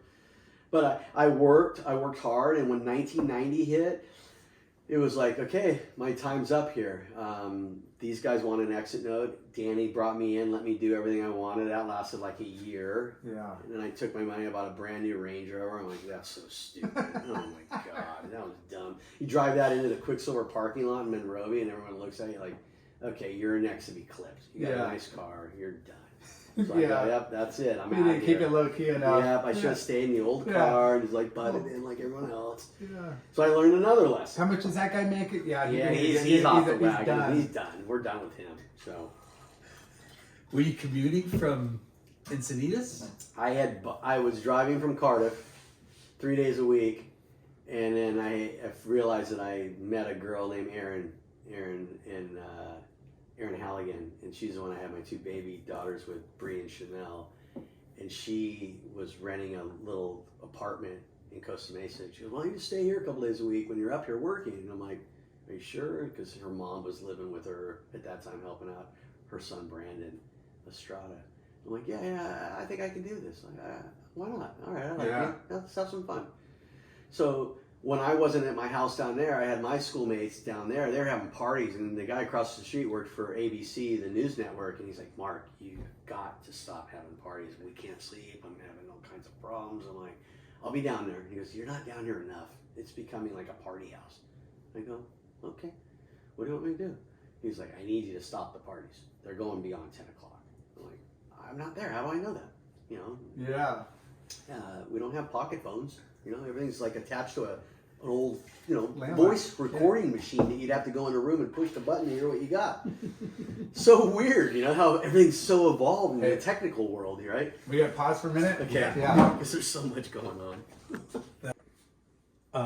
And we're back. We're leading back to 1990. okay. Had the Cardiff house. Yeah. And then I was hooking up with a girlfriend in Costa Mesa. Saving you a few days on the road. On the road, yeah. And But the house was getting partied. too many parties. Clubhouse. Yeah, it became a clubhouse. So I learned quickly that I either have to, one, live in Costa Mesa full time or move back and hang out in Cardiff full time. And at that time, Danny was like, you can work for us full time. We'll pay you a good salary. And you can do sales, you can do merchandising, you can do design. I'm like, I can do all this? Wait a minute. How much are you paying? Yeah. And he goes, well, we'll give you this number. And I'm like, wow. Okay, I guess I'll take it. If I tell you the number, it was a good number. Yeah. But he always had another strategy. He like throw you one number and he had something else that he knew he could go even higher, but he really would fuck you. And I didn't know it, but I felt it. Yeah. Because prior to that conversation, Wilcox like, dude, we're gonna start a new label, and he kind of showed me a pencil sketch. I'm like, what is that? You know, I didn't really get it. Yeah. And then I realized after the fact that I had a short term with Pirate, but that was it. We went 1990 spring. We were selling ASR. It was one of the last shows in San Diego, and Rolling Stone magazine was doing a surf culture magazine article around the lifestyle of what surf brands could do. But like Quicksilver was advertising in Rolling Stone. Mhm. Like Yeah. they wanted, they had that crossover with the music and the fashion world. I don't think they were just yet, because I think Strider and I forget who else. That's when they started advertising like details in Rolling Stone. All right. Well, I just know that there was an era where Yeah. I remember how much they were paying for ads, and it was like the entire budget of surfing or surfer for the year. But they were gambling on it. Yeah. And they thought it would bring in another metropolitan type of audience that would be Mainstream, and it would help fuel their bigger box buys. Mm-hmm. So that's kind of how it opened up, where Rolling Stones was, you know, they were doing behind the scenes, getting ready for doing some marketing. And then the scout was out and she saw me with my two daughters that were super babies, Bree and Chanel, in the stroller. And then Kelly Slater was hanging out at that time, talking and holding Bree.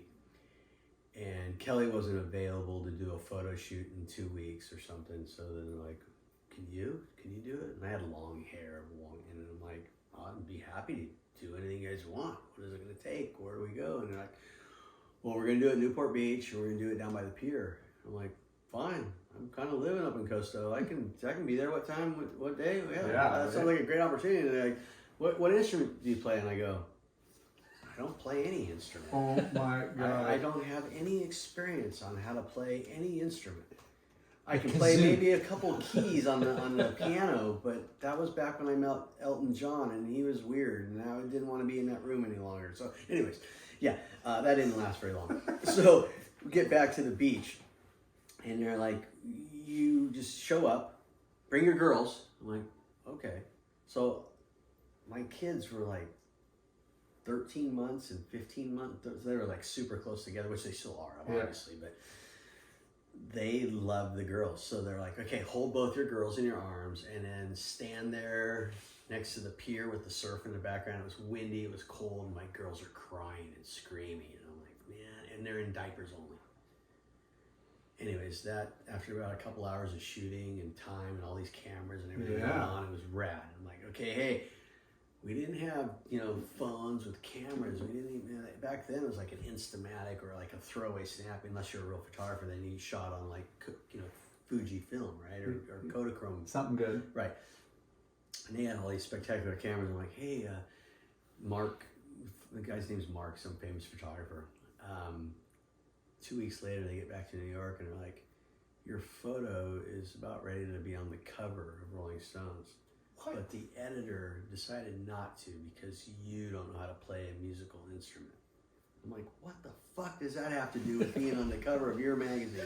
Why don't you guys change it up a little bit? I'm just blessed to be even in your magazine. I go, can I get like 45 copies sent to me? So, and sure enough, in the magazine, I got the biggest full page with my daughters hanging out with Newport beer, and they did it all in a black and white. It's one of the most beautiful artsy shots.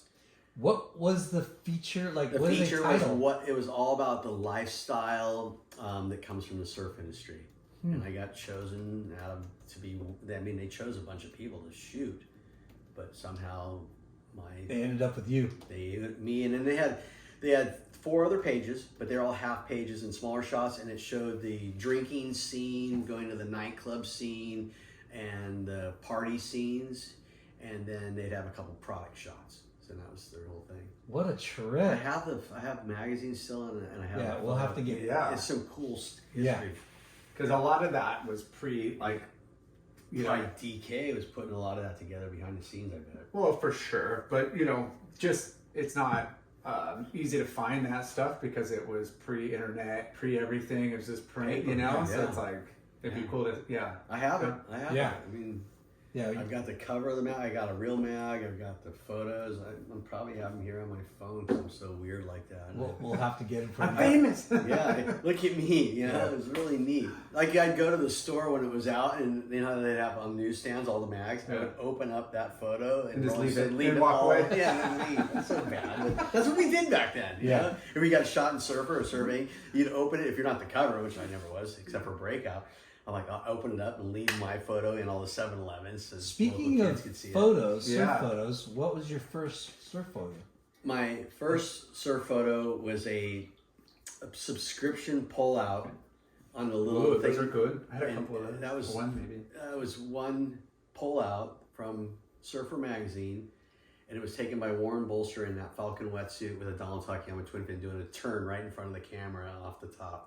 Do you still have a copy of that? I have a photo of it in my phone. Sick. It's all these photos I talk about are on my Sea Oceans Instagram page. Okay. So if you scroll way back to where I get like 1 like or maybe 2 likes, that's it. That's a lot of me, and I try to share my history through that social platform because we'll post some of these because they're rad. I have a lot of great photography, and I was very fortunate to have some beautiful photography. Whether it was Chuck Gomery that came in right after Warren Bolster left the scene, but Warren I got attached to because of Donald Takayama, Larry Berleman, and Dane Killow. These guys that I just named, they were very influential for Warren to make money. And when Warren was working for the mags, you got to shoot the guys. If you're shooting the stars, you're going to get print. Yeah. And if you get prints, you get paid. Yeah. So I just like, hey, can you take a photo of me? It's gonna be offshore. It's gonna be 2 foot. I'll go out there. I'll try. It's like those guys won't show up and shoot in 2 foot waves. But me being 4'7", my board's 4'11".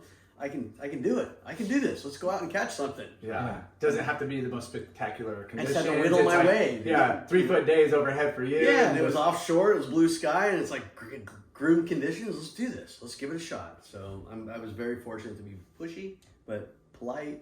I thought maybe not, but I enjoyed what I was doing. You were a salesman. I was selling myself. Yeah, I did a lot of selling myself. I still to this day.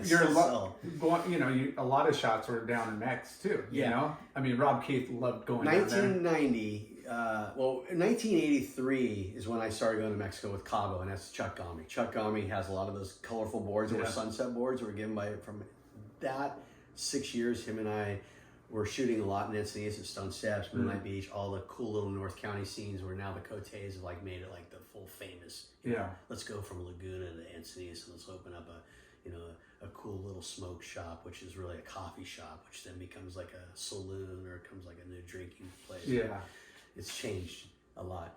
But in that timeline, we would go to Mexico, and it was no one really went to Mexico. A lot of the late '70s guys, the hippie kind of guys, would go down with a sleeping bag and sleep in an old VW, ride And a they're surfing like K30 or La Fonda or something. something We're killing it. mushy. Yeah. I'm like, Rob Keith's like, you like to ride waves? We're gonna go to Baja Malibu. It was 1989. I'm like, all right, let's go. We get down there, and it's like 3 to 4 foot, fun, no big deal. And I was under a contract with Quicksilver, and Danny's like, we're gonna start doing ads. I'm like, really? You're gonna do ads, huh? You got any photos? He's like, yeah, you guys are gonna stand there and make funny faces in front of the camera because they needed to run ads to get Pirate going because Spring '90 was coming up. So there's pictures of us. I made these rings, a pirate ring with a cow skull and a thing. And so we did a bunch of crazy photos with Bellinger and Yoki and I. And then Yoki's like, oh, I don't want to be in any. I'm like, okay, whatever. That's you. But we're the ones putting it on the map anyways. So then we go to Mexico. And all that time, Rob Keith was like the star at Surfer because he clicked really well with not Dick Van Dyke, but in this case it was Jeff Divine. Yeah. And that's when they were paying him a salary, and he's like, okay, pick whoever you want to take down there. So I was really close to Rob when he came from Florida, and Rob said, hey, I want you to always go. You have a job where you can sell anytime you want. You don't have to go into an 8 to 5 job. You want to go every morning. I'm like, yeah, you driving? Okay, how much money? He was like, it's like 45 minutes from our house to drive across the border. Yeah. And back then, you didn't have to have any credentials. You just drive across and go right Morning surf. Go right. Yeah. It was like 12 minutes from the border to BM's, and there was no giant buildings blocking the wind flow. So it was like howling offshore. If it was 4 foot, 6 foot, 12 foot, it was roping. Yeah. And it was nuts how good the place was. No one around. Everyone's going to like, well, name it. They were going down the street where it's just, let's go ride a, mushy wave and just kind of cruise for a while. Right. He's like, that's not going to sell. No. Mags aren't going to buy that. Remember, we're shooting wintertime. We're competing with the North Shore.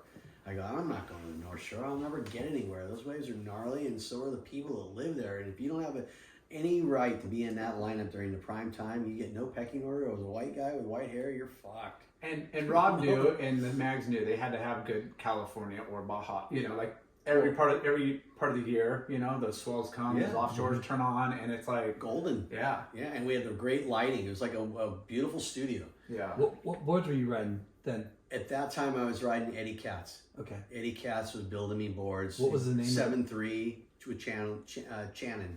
Tony Channon was the glassing company. Yeah. Were they called Channon boards or? They were Eddie Katz labels. So he was a shaper, and then Channon would put their rail labels on it, and then Victory was my wetsuits. Nice. And that's when it all started. And Rob was like, he was a double do. He would do the land shots, or he would do the water shots. His deal was like, I want to swim, I want to get the water shots. Yeah. He would shoot a few overviews in the morning of us getting ready, and I'd take a couple clickers from the cliffs to give an overview perspective. But then he'd put his fins on and he'd swim. Yeah. We'd surf 3 hours minimum, maybe 4 to 5 hours. And he would swim. He would go in, we'd grab a banana, he would reload another roll of film, but he was a picky FOB for shoot. He wouldn't just sit on the trigger. He would pick a couple shots off on that and if the wave wasn't that good and it wasn't looking right for the type of lens he was using, he wouldn't even shoot. I'm like, did you get the shot? He's like, wasn't good enough. Go get another one. Yeah. You know how much work it is to go get another one? Yeah. So I learned quickly that I'd sit out there like Szymanski and Colin would be like a mouse jock. He'd be all over the place, riding everything, going away from the camera. I'd just sit. And Szymanski goes, McNaught, you're always just sitting. I'm like, I'm waiting for the fucking perfect wave. I want the best photo. Yeah. I would do that. And hey, Rob, how far away do I got to be? What are you shooting? Yeah, I was 50, like 100, 200? I was measuring everything so I knew exactly when I'd go to lay into it. I'd be right in the super focused zone. Yeah, that's what we did. You know this. And Porto, like he loved Porto. He loved Baja Malibu, like the spots that he loved the ones that would break your body. Yeah. And he'd get you fired up. Like Brian Szymanski? Brian Szymanski's like he took over the Ding King, which is buttons that taught me how to surf. And he took over his ding repair shop up there next door to Bain. There was a little shop there. Pro surfer too, Brian? Yeah, he's really good. He's still really good. Yeah. He's a humble guy. He never talks about anything, but he's damn gifted. Yeah. And he's became a very good artsy person with making resin and fixing boards and then doing art now. And he does shaping demos and stuff in La Jolla. That's right. So But he's been around as long as I have. We got along really well. But we were always competitive in the water. Like, I always wanted the better wave, or he'd want the better wave. And then we'd get pissed when Billabong would bring down, or when Gomez would bring down his crew. And I'm like, you guys don't belong here. And then Peter King would get in the line. I'm like, what are you doing out here? Yeah. Fuck, man, You you're would poaching never- off my photographer, though. I brought down here and I paid the gas, But Yeah, everything now was he's so a rad photographer, He gets all the great shots. Everything was so Peter under He didn't even wraps. follow me, and I'm like, I try to follow him. Like, all right, I'll give you a like now and then, Yeah, but it was strategic because everybody knew cars, and you didn't want to, like No it was so Yeah. like hush hush. Yeah. We drove Like, an old Ford van down there, like a panel van that no one would look at. It looked like a painter van. But Rob had this special metal case that was built. Yeah. It was drilled and locked into the floor. And then we had this special, like, welded lock where we could have a code to get in, so he could lock all his gear in there. And I don't care if he stole the car, it wouldn't go anywhere. But you could never get into that box if you didn't have the code from Rob. Yeah. He was so anal about protecting all his camera gear. Yeah. Incredible. But I love him still to this day for all that he did for photography. Yeah.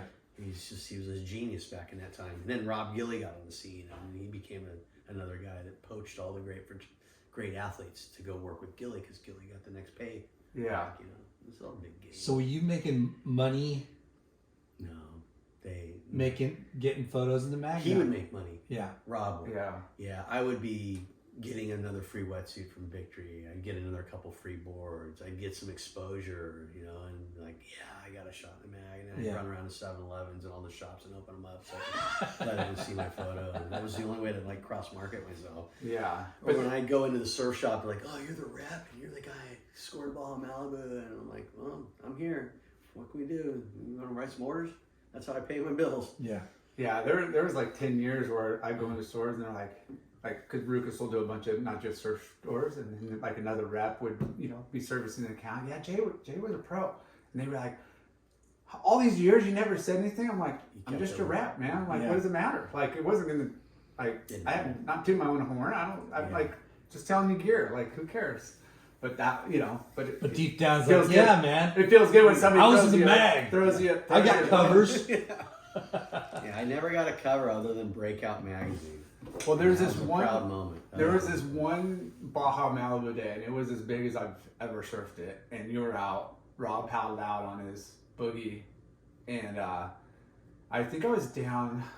I don't even remember who I was with. I want to say Saxon and maybe Nichols. Dan Nichols? And we were looking. We got down at crack of dawn, and there was a couple people out, and it was the Long Brothers, I think, Gurr and Hobgoods. And it was like, we just saw people, they're already out as the sun's like barely coming up. And we're like, holy, like, tick, tick, tick, tick, tick, tick, tick, Long tick, tick, drops. tick, tick, we're like, big whoa. detonators. And he's like frothing, like, a photographer's like, again, he's trying to get some from the freaking land cliff so up tell there. a story. Yeah, and he was just like fired up. We're out there, and we get down there, and I think I had a 7.2, and I probably need 2. Like, it was that big because of the winds and everything. It was massive. I learned that the best board for riding anywhere from 8 foot to 15 foot faces was a 7.3, but I had mine with double 6 ounce glass. Just to weight it down. A lot of weight. And that was my winner, because everybody else would come down there with like performance boards. I'm like, okay, go ahead. You're not going to get into them. And Saxon used to praise me, Saxon Bouchard. Yeah. He was like, dude, you get all the ways. I go, he's like, your board's so heavy. I go, it only works here. Can't ride anywhere else. Yeah. I mean, I can get in at Swami's on a slopey day, because it's got, once you get the thing going, it's got so much weight, it just glides like a longboard kind of feel. Yeah. But to have that on steep drops at Baja, the wind is so crucial. But ever since they built in '96, they built that huge sky rise right there at San Antonio. It wrecked that whole northern corner. The wind is now blocked. So now it's the south end where the open is, where all the trailer parks. There's so many hidden nooks down there, but a lot of people don't even know how to get there. But I think you were the only one that got a photo from that day, like a water photo. And then I think maybe a year or two later, I got like a little quarter page in Surfer's Journal, like way late, like, I don't know. From that day? Yeah. Huh. Yeah. Crazy. I know. And I'm like, you know, because it was so hard for him to line up. But Did you see McNugget get some oh, nuggets? for sure. Definitely. Yeah. Got some nuggets. Yeah. Thank you. Yeah. You know, yeah. I think everybody was just trying to wait for that one because the paddle outs were so gnarly. You brutal. weren't catching many waves. We were just kind of, okay, how do I catch a wave and then make Baja it back up? Malibu is top to bottom fucking. It was like I'm like, powerful. we're surfing It's Porto Porto. in full suits. I was like, what the hell is going on? And it's actually better because it was like TPing, like It comes up super. almost too peaky on some. You're almost looking You for the take out ones that behind the look. peak and to go to shoot Yeah. through them. They were crazy. Yeah, but I'm, you know, talking like, yeah, it was big. And it's sand bottom, so even if you get bounced off the bottom, you still get bruised. It hurts. You know? It's got a lot of power. But Porto's a good point. It has that same kind of punch. Yeah, but it was like, you know, we were just tripping because, you know, like you hear, you know, these swells only come every once in a while, you know, like these big ones. And Yeah, and they work there on a northwest. I'm not going to say the degrees. Yeah. Someone will learn, but yeah, it definitely has a magnet for getting in between those two outer islands. Yeah. And it corners up really well there. So, going back to that Rolling Stone, you were working for Pirate Surf. I was ending my relationship. I didn't know, but they did. They had an exit already planned to get rid of me, which I didn't know because, you know, Jeff already crybabied his way out of the door, and him and Booger decided to take the whole spring collection and light fire to it with the barbecuer and the lighter fluid in front of the building. And then I'm like, Wow. what the why? And they're like, we're done. We're out of here. Because they were so mad about what Quicksilver was taking, knocking the product off. And basically, it hurt our feelings that we had already established ourselves, or I did, in all the shops. And we got big in the E on the East Coast, putting in all the right shops all the way up to WRB, you know, wave riding vehicles. And we were traveling everywhere and promoting the brand and really growing it. We didn't need their money. Honestly, we could have found a private investor that would have given us seed money to be able to build the apparel to keep the vibe alive. But yeah, I think Yoki became a little bit of a baby about it, and his wife wore his pants for him and said, hey, we got to sell the house. We can't make our payments.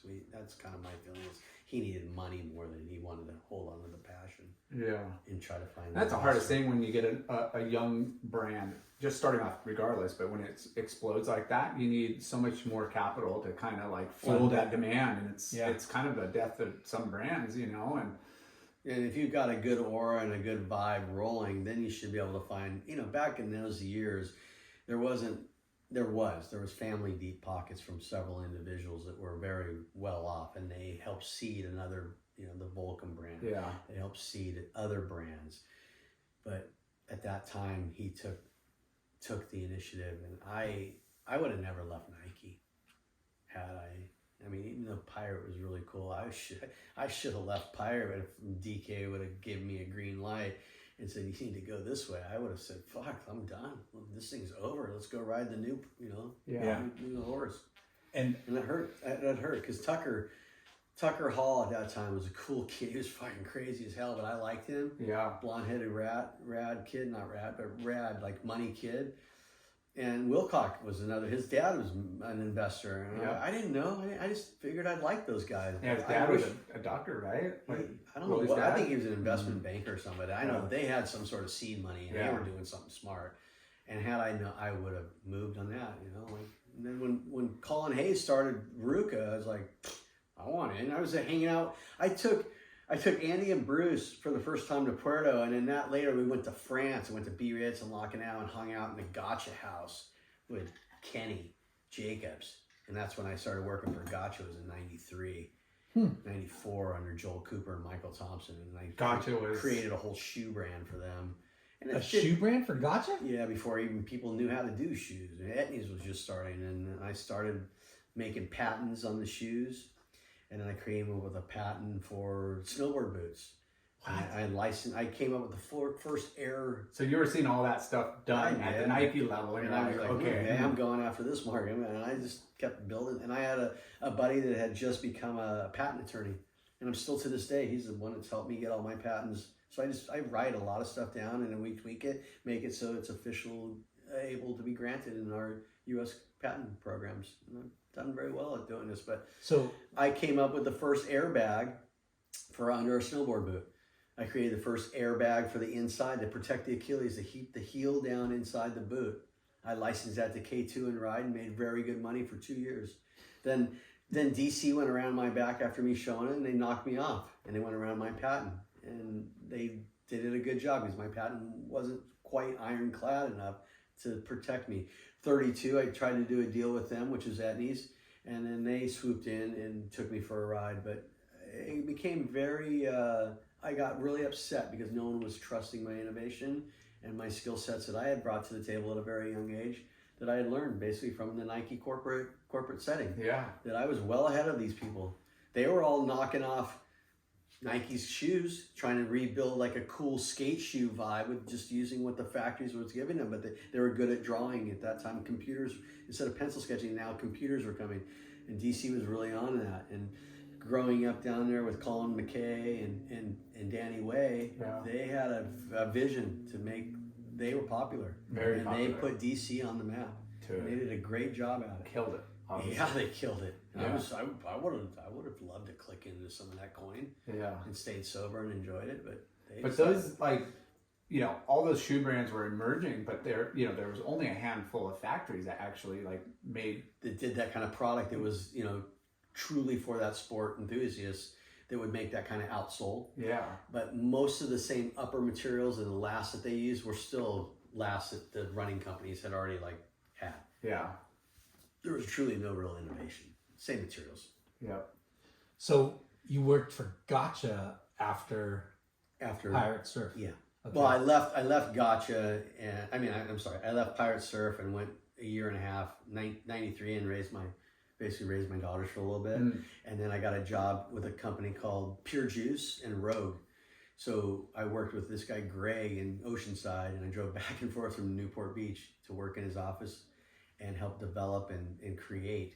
You I flipped it around. I started living up here and then drove all the way back to Oceanside to start Pure Juice sandals and Rogue technical sandals. yeah. And I did all the trade shows. I put that damn company on the map Crazy. Didn't Kelly ride for Pure Juice? when I left. Yeah. Because I brought in Asics Tiger, the two corporate executives that were financial invested, and they met with me and I go, "You want to buy the company?" And they're like, "Yeah." So we sold it for Money. a big number. And Pure then, Juice. yeah, we sold it to them. Greg got all his money. I got paid out. And then they offered Kelly a bunch to be in a couple ads. I think Kelly thought I was still part of it at that time. And I'm like, "Nope, I got paid. I'm gone, dude. You guys are out." But Kelly didn't care. He was already Yeah. he's a nice guy. Hey, He's me. very I'm smart. out of here. Yeah. How long were you part of that company? I did that for 3 years. Okay. And then that's right then at 90, let's see, that's 91, so 92, 93, 94. And then I went to Gotcha and I go, "Hey, I got an idea. I want to pitch." So they're like, I had to meet with Joel Cooper and Michael Thompson. How fun.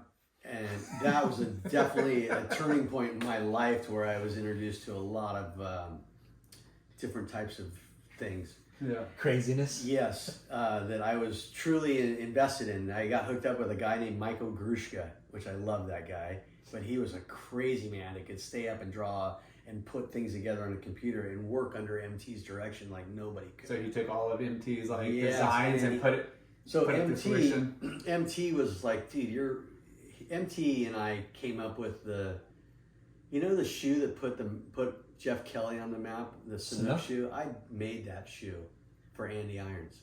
And when Andy left MCD and went to Billabong, we pulled that shoe from my line. That shoe was the very first shoe that I went to Japan and found it, recreated it with Michael Thompson. And it's basically became the Sanuk fucking boner point for Kelly to be the claim of his fame. And then he sold it to Deckers and made $60 million. And I'm like, "Where's my $5 million, fucker?" Wait. Still, every time I see him on planes, I'm like, "You owe me $5 million." He goes, "I paid you $5,000. I go, "You paid me $5,000. I didn't know you were going to go patent the shoe behind me before I even had a chance to patent my innovation of a new type of wearable shoe that was soft heel counter with the funny toe box that wrapped all the way around. The outside. Like it's like a sandal shoe." It's not a shoe, it's the sandal. He branded it well, but I created the first shoe. And that was initially through. That was for Michael Thompson Gotcha. and I. We did it for Andy Irons. Yeah. because Michael would send me to go watch over Andy. Andy, when we were at Quicksilver, he would stay at my house in Newport, him and Brucey, and then a couple other Hawaiians, and they would just, those guys were crazy. Crazy. I'm like, dude, you left my garage open. I wake up next day and he goes, all my beer's gone, my mountain bike's gone. And he goes, well, so are all my travel bags. I go, who's wrong here? I'm like, Andy, you gotta shut the door when you come in, because I don't stay up till 2, 3 in the morning. He was different. But he was good. And I love the kid, but they were like, wings are off. I'm off the rock. Like, yeah, let's go. Like Phil, his dad Phil would call and I'm like, he's all right, man. And I'm like, okay. And Brucey, I would use him for ads, and Andy's like, I mean, you ever use me for pure juice ads? I'm like, dude, you're mean to me. You don't want to beat me up. You know, I don't give you any love. You just want to like leave my doors open. I got kids. You know, settle down. Crazy. So when we got all crazy in Europe because we were doing gotcha, and MCD was a big thing. It was taking off, and I'm like, I'm like, this is rad. But trying to keep Andy under the ropes. Archie, I'm like, Andy, all of them. And then we had not Christian Fletcher, but Nathan. Yeah, he was my cool cat. He was like, dude, I gotta eat one of everyone. I'm like, why not? Yeah, let's try this. Let's see where we go. But he would always protect me with Andy, because Andy, like, there was something about him, and then Bruce would play a part. I'm like, these guys are just really good athletes, but they didn't have a mindset, and they didn't care about doing anything that was professionally right for business. They just wanted to have fun and do what they knew best. Yeah. I was the other way around. I'm like, I can serve, but I'm not at your level, but I'm definitely in a different playing field when it comes to being innovative and doing things that I know are going to be beneficial for my life. Tell me about the shoe, and why were you making a shoe for him? Because at that time we had him, he was our main star after we had all the other rock stars. He was the hot kid coming up. Yeah. And MT loved Andy. And birds of a feather. He really wanted him bad. And I go, let me build him a shoe. He goes, we're not doing shoes. I go, we're doing a shoe. This guy's going to sell us fucking shoes. Yeah. Let's do a shoe for him. And he's like, you're already doing a Chris Ward shoe. I go, Chris Ward's already sold me hundreds of thousands of pairs in Europe. I go, what do you think Andy will do? Yeah. He'll sell me 1 million shoes in one following. What shoe was Chris Ward's shoe? I made a basically like a Nike court shoe with a simple bottom, but I did the bottom of the shoe. I carved and made it all look like it was a coral reef, and then put a Gotcha corporate logo in it, and then the upper was just all. So you guys made Gotcha shoes? Yeah, we did hundreds of thousands of Gotcha shoes. Do you remember that? We had a company that supported our program, which was called Romika. They're a German company, and they helped fund the whole program and paid us salaries, and they did all the marketing. What was the dollars? You know, Europe was dominating It was big because Kenny Jacobs was like a big licensee for licensor. I don't know which way. So you didn't really need it to be like hit minimums or like they had distributors already in place that were buying Gotcha's product. Yeah, and he was controlling that. And so did those shoes make it to the U.S.? We did a little bit in the U.S. That's what I mean. I don't think they needed to even do U.S. We because did it was like so all well in Europe. So I just fly over to Europe and hang out over there. And I was going to Biarritz and locking out where all the vents were. And Andy, I would always want to ride Andy's boards. And he's like, you ride my board, I'm going to beat the shit out of you. I'm like, dude, I just want to borrow your board. You don't even need it. You got 12 boards. Can't I just use one of them? And then Bruce is like, don't worry about it. Just take one. So I take one to go surfing. And then Andy's waiting for me. He just wanted to punch me. And I put the board up and he punched the board. And I'm like, how do you feel now about your board? He goes, you can keep that board. I'm like, it's got a hole in it. So it's just funny how shit would evolve, but I have so many photos of all of us when we were young kids, and I would love to be able to find those because there's so many great ones. I can only imagine. We had photographers that would like wait, like it was paparazzi, like just to see Andy and Bruce back in the early days. And they didn't care. It's not like that anymore. I mean, the magazine, the whole era that's changed. But that was all mag stuff back then. That's the only way we got exposure. We didn't have cell phones. But they are superstars at like such a young age. Yeah, 17, they were like superstars. Yeah. But like I was traveling with them at 15, 17, and I was 22, 23. Learning this. And they were grumps. They were grumps, but I was still like learning my own way and figuring shit out. But I was, I had money and I was happy and I was responsible. So the corporate guys would go, okay, take care of these guys. I'm like, I don't want to babysit these guys. Yeah, and that's what you were doing. That's what I want to do. I want to hang out and surf with them. Yeah, but I was kind of babysitting them. Yeah, because those guys. Whether they want to control. believe it or not, and I know that Andy was kind to me, but Bruce was really cool, and he's like, dude, you were always, but Always had her back, always, protecting like, us or come keeping on, an eye out. Yeah, I'm like, I'll pick you up. You let them stay at your house For months in the summer months, which was, with your kids? yeah, my kids had to like move out of their room so that they could take over the whole back end of the house. Yeah.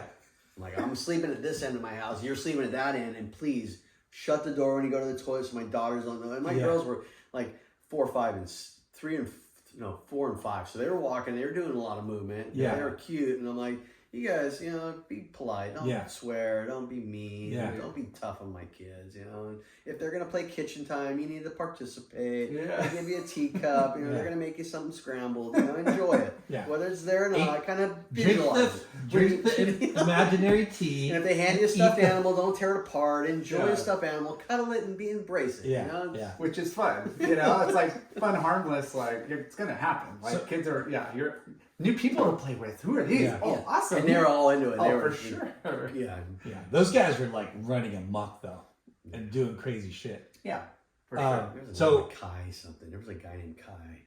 Van Dyke? No, Kai. There was Oh, another Kai. Hawaiian Kai. Kai something. I can't think of his last name, but he's with Volcom to this day. He's Kai Garcia, maybe. No. Kyborg. Kyborg.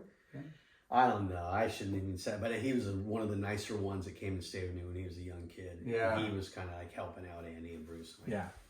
Yeah, well, Because Phil from Kauai is like, I need to send somebody over there to make sure that these guys keep their head on. And they're like, we got to drive to Santa Barbara and get me boards. I'm like, you know how far Santa Barbara is from Newport?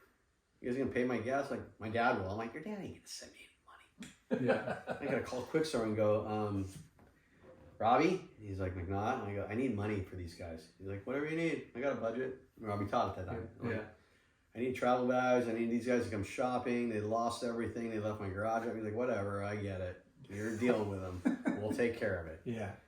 So funny. Freak that's show. like, Yeah. Before the name even became anything, these guys were creating the freak Yeah. show. And then O'Neill ran with it, but these guys had it well before they did. Oh, They're that's like, so- geez. So gotcha. Gotcha did that for a 5-year contract, and it lasted 4 years.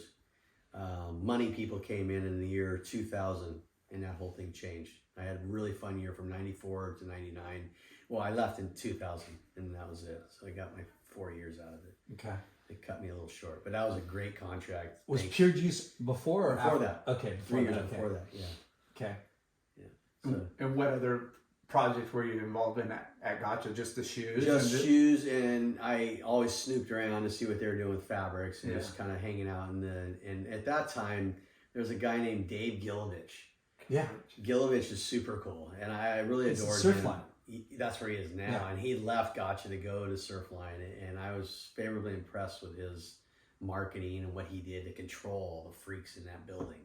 He was super like square, but knew what needed to be done, and he kept the ship afloat. He's a steward of this ship.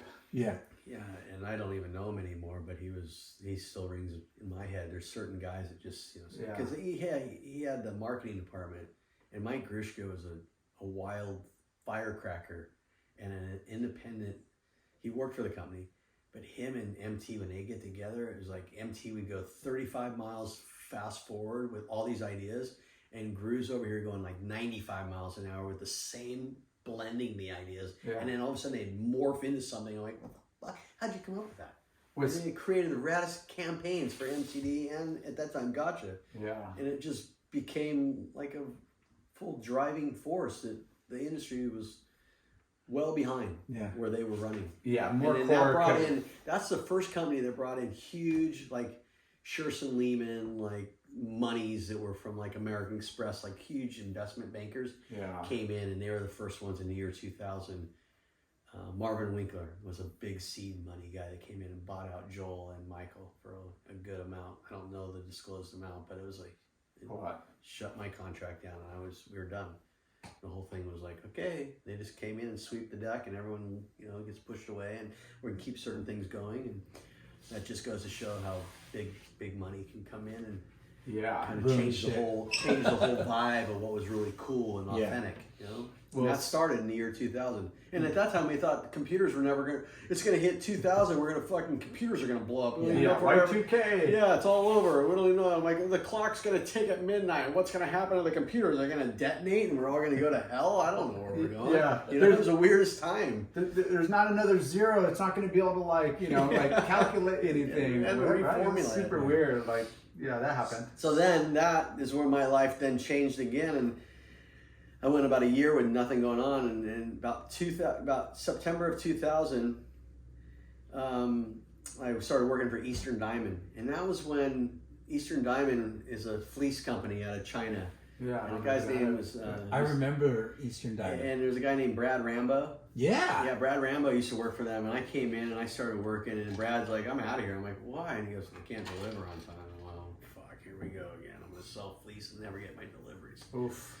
And I'm like, "You can make money on fleece." Yeah. But then Brad's like, "I'm out here. I'm gonna go start my own company." And I've been there like 6 months. I've already sold like 4 containers of fleece. And he's like, "I hope they deliver." And I go over to the guy, I think his name was Mr. Shu. I don't remember, something, Jimmy or something. And like, "We're gonna deliver. We're gonna deliver. We're gonna deliver." I'm like, I go, "Why don't you just write me a check right now?" He's like, "How much do you want?" I go, "Well, I want you agreed to. If you don't deliver, I want my check." They wrote me a check. And I go, Smart. I go, "I want to be paid for everything I brought in because it's real orders." And I was writing them for, which they didn't have at that time, I was writing them for licensed groups that were doing Marvel, Disney, big box business. I'm young. I'm like, I'm not selling a surf shop a dozen fucking sweatshirts. Yeah. I'm selling truckloads. And I did. And How did you connect with those people? Because I had a feeling that I wanted to do something at a different level. I wanted to get into the department stores. And Gotcha was opening a lot of different grounds for me of networking with different types of people. And I had met these people at trade shows because MT and Joel, they were big trade show players back then. They would have a lot of parties and a lot of networking skills. And when those big bankers came in, I got introduced to like the Warner Brothers people, the Disney people, the Mad Engine people. The other one, which is You just Hybrid. took notes, I you took took notes, everything. yeah, and I'm like, "Ooh, I remember you." And I take their card, I tally it in, take a picture of it, and I paid attention. These guys are getting a little weirdy and having fun. Don't get me wrong, we all got a little Yeah. tipsy. But contacts are everything. Yeah. And I stuck to that because in this game, it's who you know and who you continue to follow up with, which I still wish some of these guys would like help me because I've kind of helped them get where they're at to this day. But a lot of it's money, and that's what's kind of the shame. A lot of them take the money. I took it as another gamble. So I booked it. I worked there 3 months, did all these containers. They delivered. And then I got a call from Sun Sports. They were a big print shop in Irvine. They're like, "Mark, come in. We want to buy your fleece." I'm like, "Okay." And I sat down and I sold them fleece because they had some chase projects for the surf industry. Yeah. He goes, "I need you to go up and meet with this Israeli guy. He's got a job and he's got a program he started. It's called YS Garments." I go, "What do they do?" And he goes, "Just go meet with Joe." I'm like, "Okay." So that was right at the end of 2000. And shit is getting ready to be the holiday season. I'm like, "Oh God, this is like fleece season's blowing up. It's the best time." I get up there and he's like, "We're YS Garments." And I'm like, "You got a flyer?" "Yeah, I got a flyer." "You got a catalog? You got any marketing? What are you doing?" He goes, "We're going to invent the newest t-shirt that no one's ever seen." Huh. I'm like, "What kind of t-shirt's that?" And he goes, "We're going to make a tissue shirt." I go, "What's a tissue shirt?" He goes, "It's super thin fibers. It is like super fitted and it's going to make the girls look super sexy." I go, "Really? That's cool. Where are they?" And he goes, "Check them out." So I look at them and go, "Whoa, these are beautiful." Like killer hands, Super soft, buttery, like, soft. light. And they were made in our Because everything was India beefy, factory. heavy. Everything was heavy. Like, Yeah. you know, Girls don't want awesome. that. Guys, you could probably sell. Skaters will buy that all day long. It took me 3 years to get the men's super buttery, soft fitted shirts into all the surf brands and all the department stores. It was like a pain in the ass. They were like, "We can buy Gildan, we can buy All Style, we can buy," and then all of a sudden, Next Level became the name. Yeah. Next Level Apparel, NLA. In 2001, Next Level Apparel, 2002, 2003, 2004, we're starting to blow up. American Apparel starts. And then they're getting all like the weird ads, and they're getting the big play, and now they're reproducing, and they're claiming they're made in America, but they're really made in Guatemala and San Salvador, and they ship them over here and relabel them and make them say they're made in America. Wow. Kind of all cheating. Same thing Joe did. So we were making our shirts, a lot of them with the factory that I'm still with to this day, 20-something years later, out of India. We'd bring in all our shirts from India out of this tissue fabric that Andy, my partner, developed these shirts. But what made it happen is this quiet partner, the Mexican gentleman that was part of the founding relationship for Next Level with Joe from Simsotex, was his dad and him were pattern makers. So they figured out how to engineer the correct fit for the women, the correct fit for the men. Yeah, because the shrinkage and they're different the way things stretches. And then our guy and Andy knew how to make the yarn so it wouldn't shrink and torque and be able to be the right fit. And that's how we premium tees. We put us on the map. Yeah. So I got 15 years of that. Made a lot of great contacts. Yeah, because I put it in every brand. Like, it's funny because right when that was going, Ruka was starting and Pat was, all about premium tees. And here I'm going to like surfing, we have, Fred Siegel and American Rag and some, really high-end stores. They'll buy, but the skate and surf shops are like, I think the regular screen prints from like companies were $750 to $850. Like that was the wholesale price where it was costing them like $2-3 to make the shirt. And we had a couple of $10 shirts which were over, but there was the same quality as those $750s, and then we had a $12 tee, and I got laughed at like, what are you doing? Like nobody's gonna ever buy that for like seasons. Like and surely enough, like you sell. Just try a couple. And it took a while to like get on, but like. But as Ruka started blowing up, everything else started blowing up. Yeah, and we just kind of said, hey, we're going to be a premium brand, and we're not going to put out crappy tees, and like it just kind of took a while to catch on, but it was like it was the same time your guys' deal was going. We were way ahead again, and the vision that all of us had, or the main money man, which was Joe, his family, his father. Was one of the big investors, and he believed that Alon and his family from Mexico knew how to make a good fit, and then our guy in India, which is my partner to this day for my embroidery, is the one that basically created the best fit for Next Level Apparel in the right yarns and the right fabric and the buttery hand, and we just expanded the line and hired more people and kept selling until we all almost like having heart attacks because it was like, can't make it fast enough. Yeah. People are buying it now. And it wasn't just like, a traditional... Okay, we're cutting your commission. Yeah. You're getting too rich. Like, what? So, with Next Level... I gotta pee. Yeah. But hold that thought for 1 second. I'll be quick. So, Next Level... Because with Eastern Diamond, you went the licensee, Marvel... Yeah. You went that way with it. I used that as my tip-in to use that as my tool to say, hey, I can get these shirts into these big box guys that you guys don't even have access to. Yeah.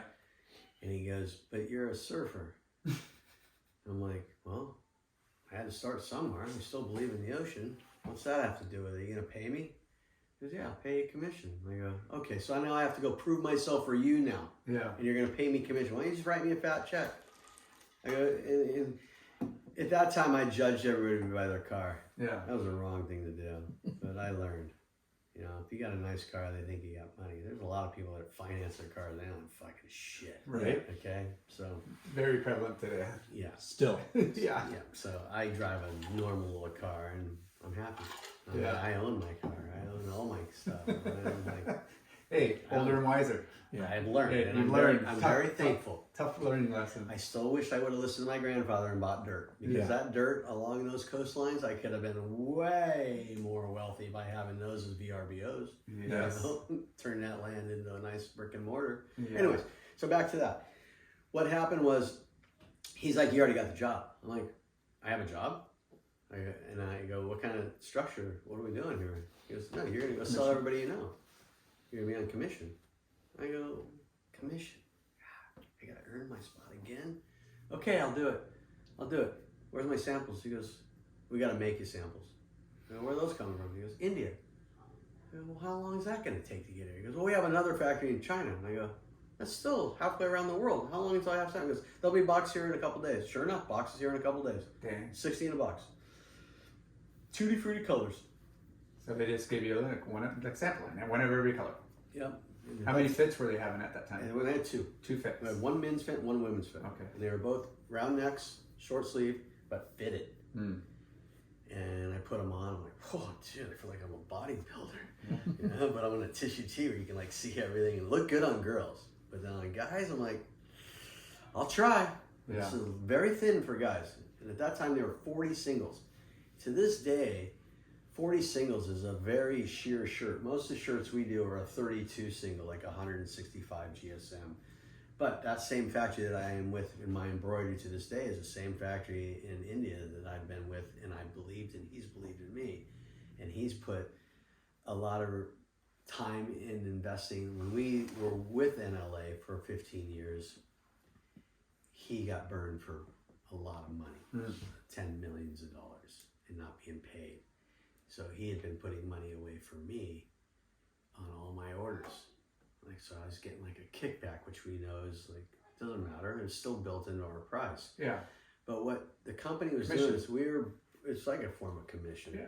We would be bringing in the shirts from India, and at that time we had a sublimation division, and we had sublimate images. So I'm like, hey, I know people at Quicksilver, I know people at Billabong, I know a couple people at that time, Vans. I know, I kind of know a couple people in the industry.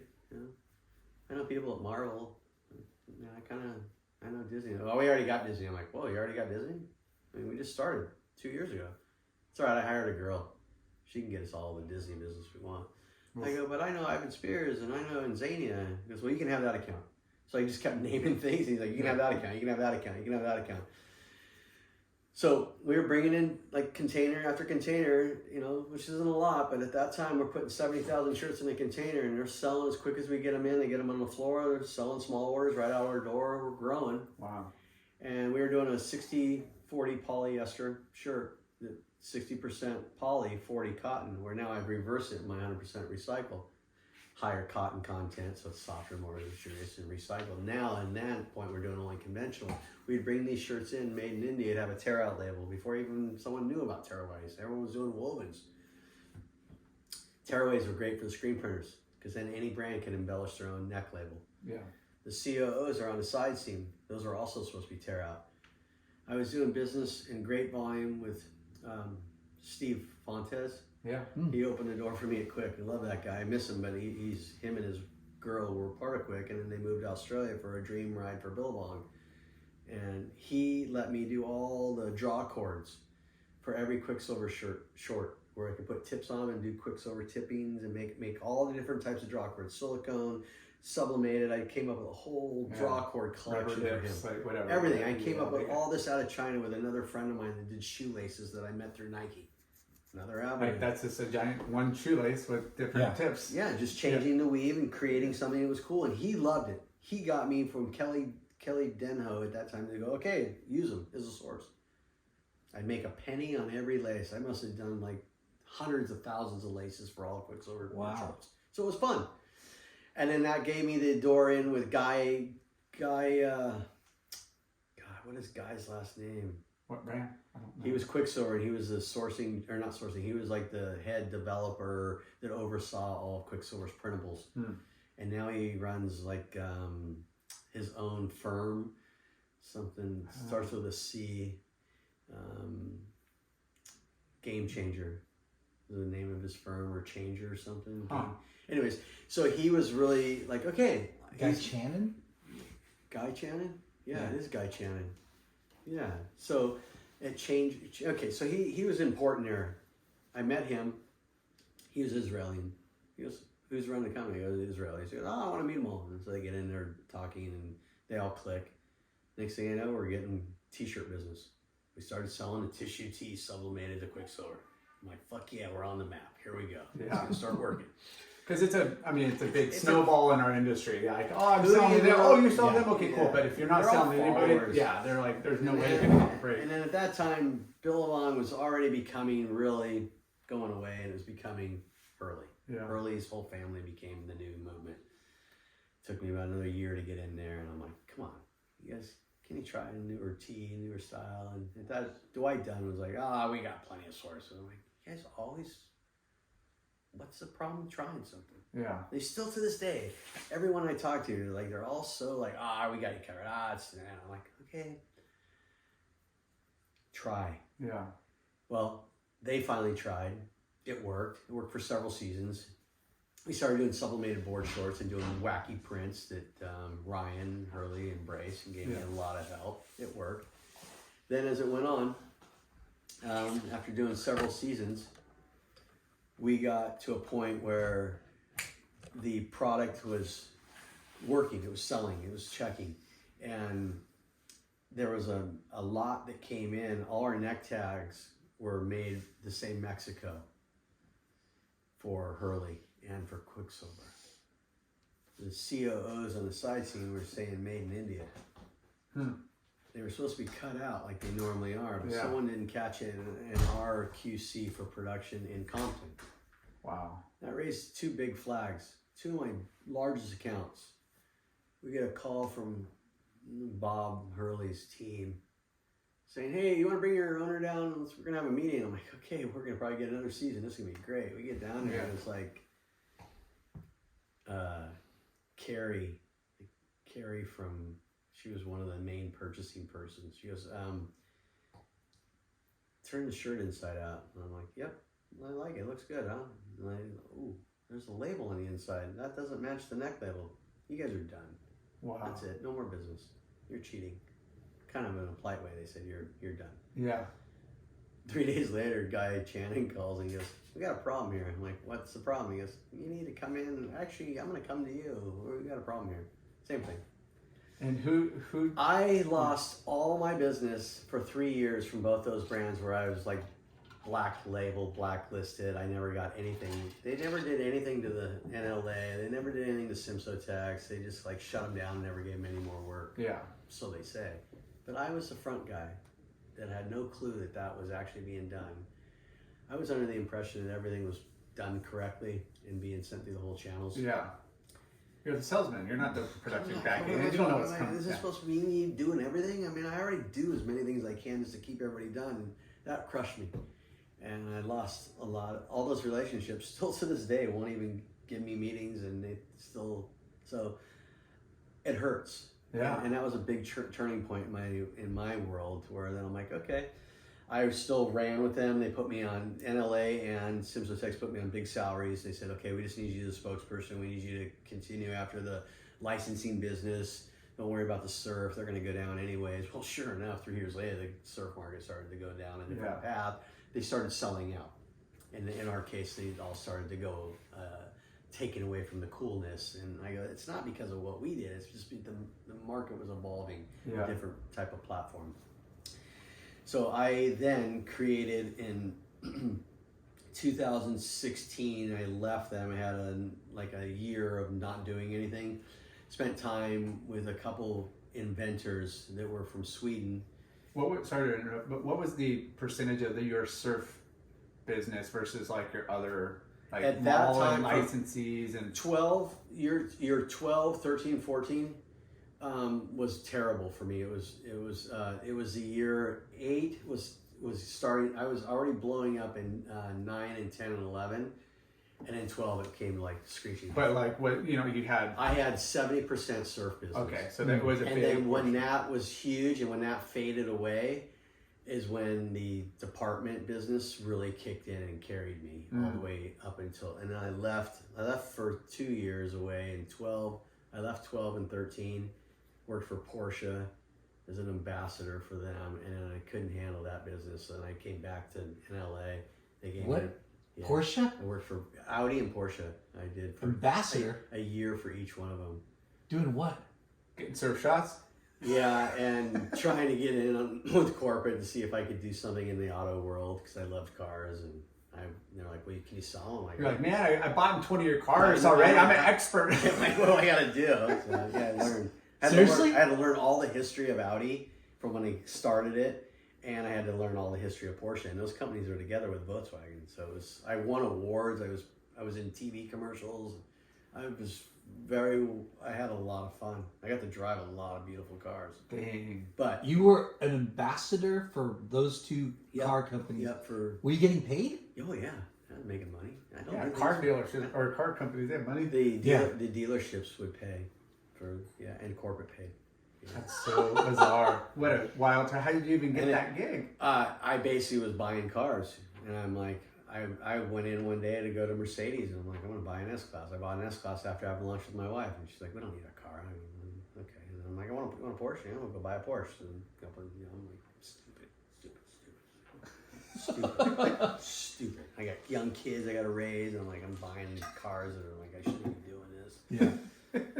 Living way over my means. Yeah. I was like, I shouldn't be doing this, but I'm gonna do it because I felt like I wanted to.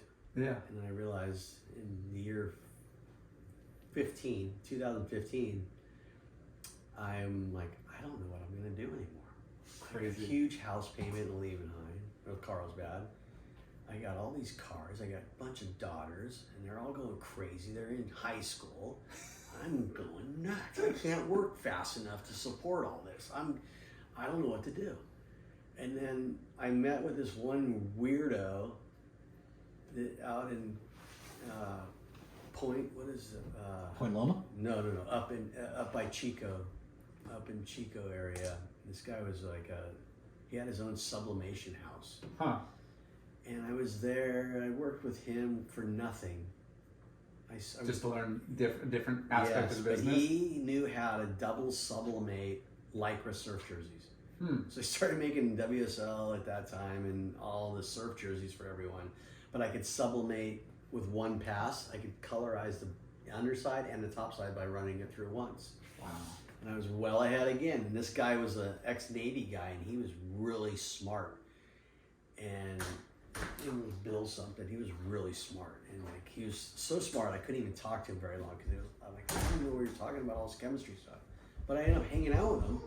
Because the guy that introduced me to him he vanished. So I go, okay, I'm going to bring you some business. I'm going to focus on what you do best, and we're going to do this. So I did that for about a year with him.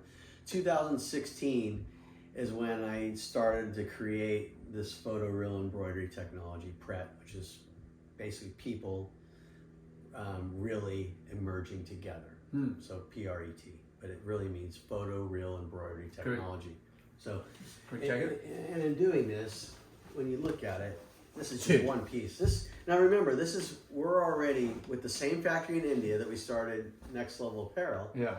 This is 100% recycled material. This is the same as like a tissue tee, but this is a 30 single, so it's got a little bit more weight, but it has no backing, and it's 100% recycled. So it's recycled cotton, recycled 60% cotton from our table waste, and then 60% of that table waste we remake into a fiber.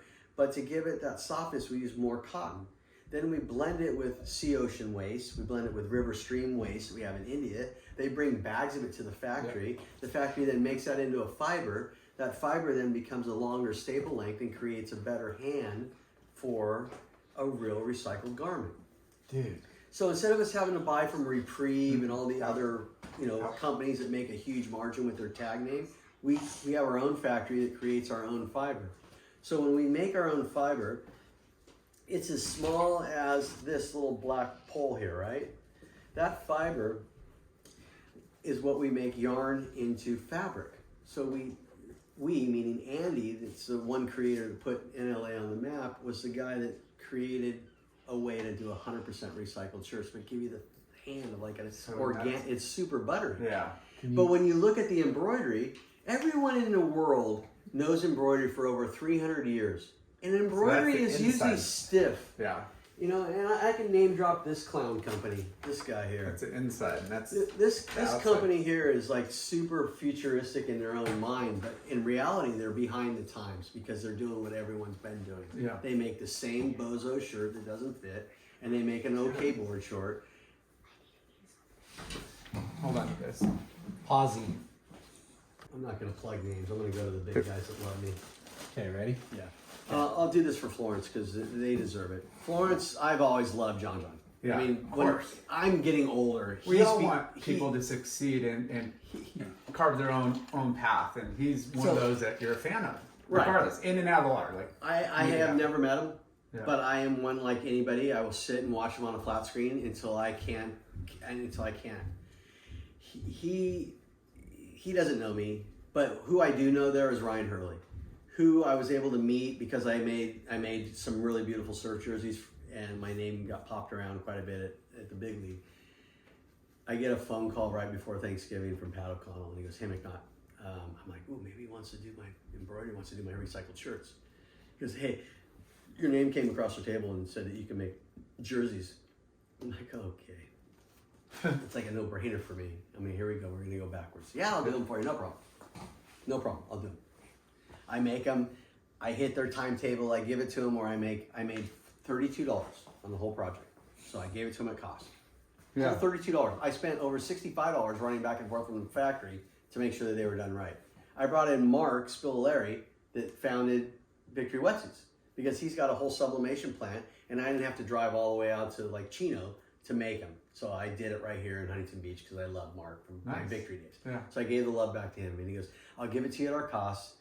He goes, "I don't know anybody there." I go, "I don't know anybody there, but I remember Pat. I kind of idoled him when I was a kid. And I'm like, dude, I want to do turns like you, fucking Creek. Yeah. Booger loved you from Pirate Surf days, you know. And you guys all became Hurley nuts, and you guys all got paid wealthy, and the rest of us were like, how do we get in? I came from Nike, and I get shit. Right. You were there before. I was before any of them, you know. And I feel like I opened the door for Bob Hurley because I said so many good things to Dick Van Dyke's son, Chris. And I go, you guys might want to take a look at this brand called Hurley because you guys want to get into the surf market. Call this guy Bob. Here's his direct number. And it opened the door. Yeah. So what we did is I took this whole initiative to create a one fiber process. And this one fiber is made from sea ocean's recycled waste. That clear fiber, I created a heat process to expand the capillary tube and make the fiber double the size in size. So the CMYK drippers drip the colored ink digitally from the computer into the fiber, fill the color. Then it moves over and it fuses, bonds it, locks it in, and then cools it all within a matter of 6 inches and goes direct embroidery. And that's how we create these images to bring your photos to life. So it comes from a clear fiber. Everyone in embroidery, 300 years, has been using this color, that color, every color you can imagine, which becomes a huge waste for our environment because you have to have so much water to create color, to make a fiber, to have all these different spools of thread ready available for the old-fashioned machines. I wrote out a whole patent and a whole concept, and I've been granted now in 133 countries. I'm all in America. I'm all in all of Europe, all of Israel, and all of Canada for my patents. Nice. And I have the numbers, and they're on, like when I show you, this is brand new development. This is 330 grams of hoodie recycled fleece done for Adidas. And this is embroidery. This is embroidery. It's crazy. This is totally futuristic. It just got the Portland sales meeting last week. Like, you know, like you said, like usually embroideries are heavy, thick. So the some point, will have like a backing and... You're right. They all have stiff backings. When you look at traditional embroidery, they have big, thick pellon and it's scratchy. It's irritating. This is why we created the t-shirt first, so that you could see that you have flexibility.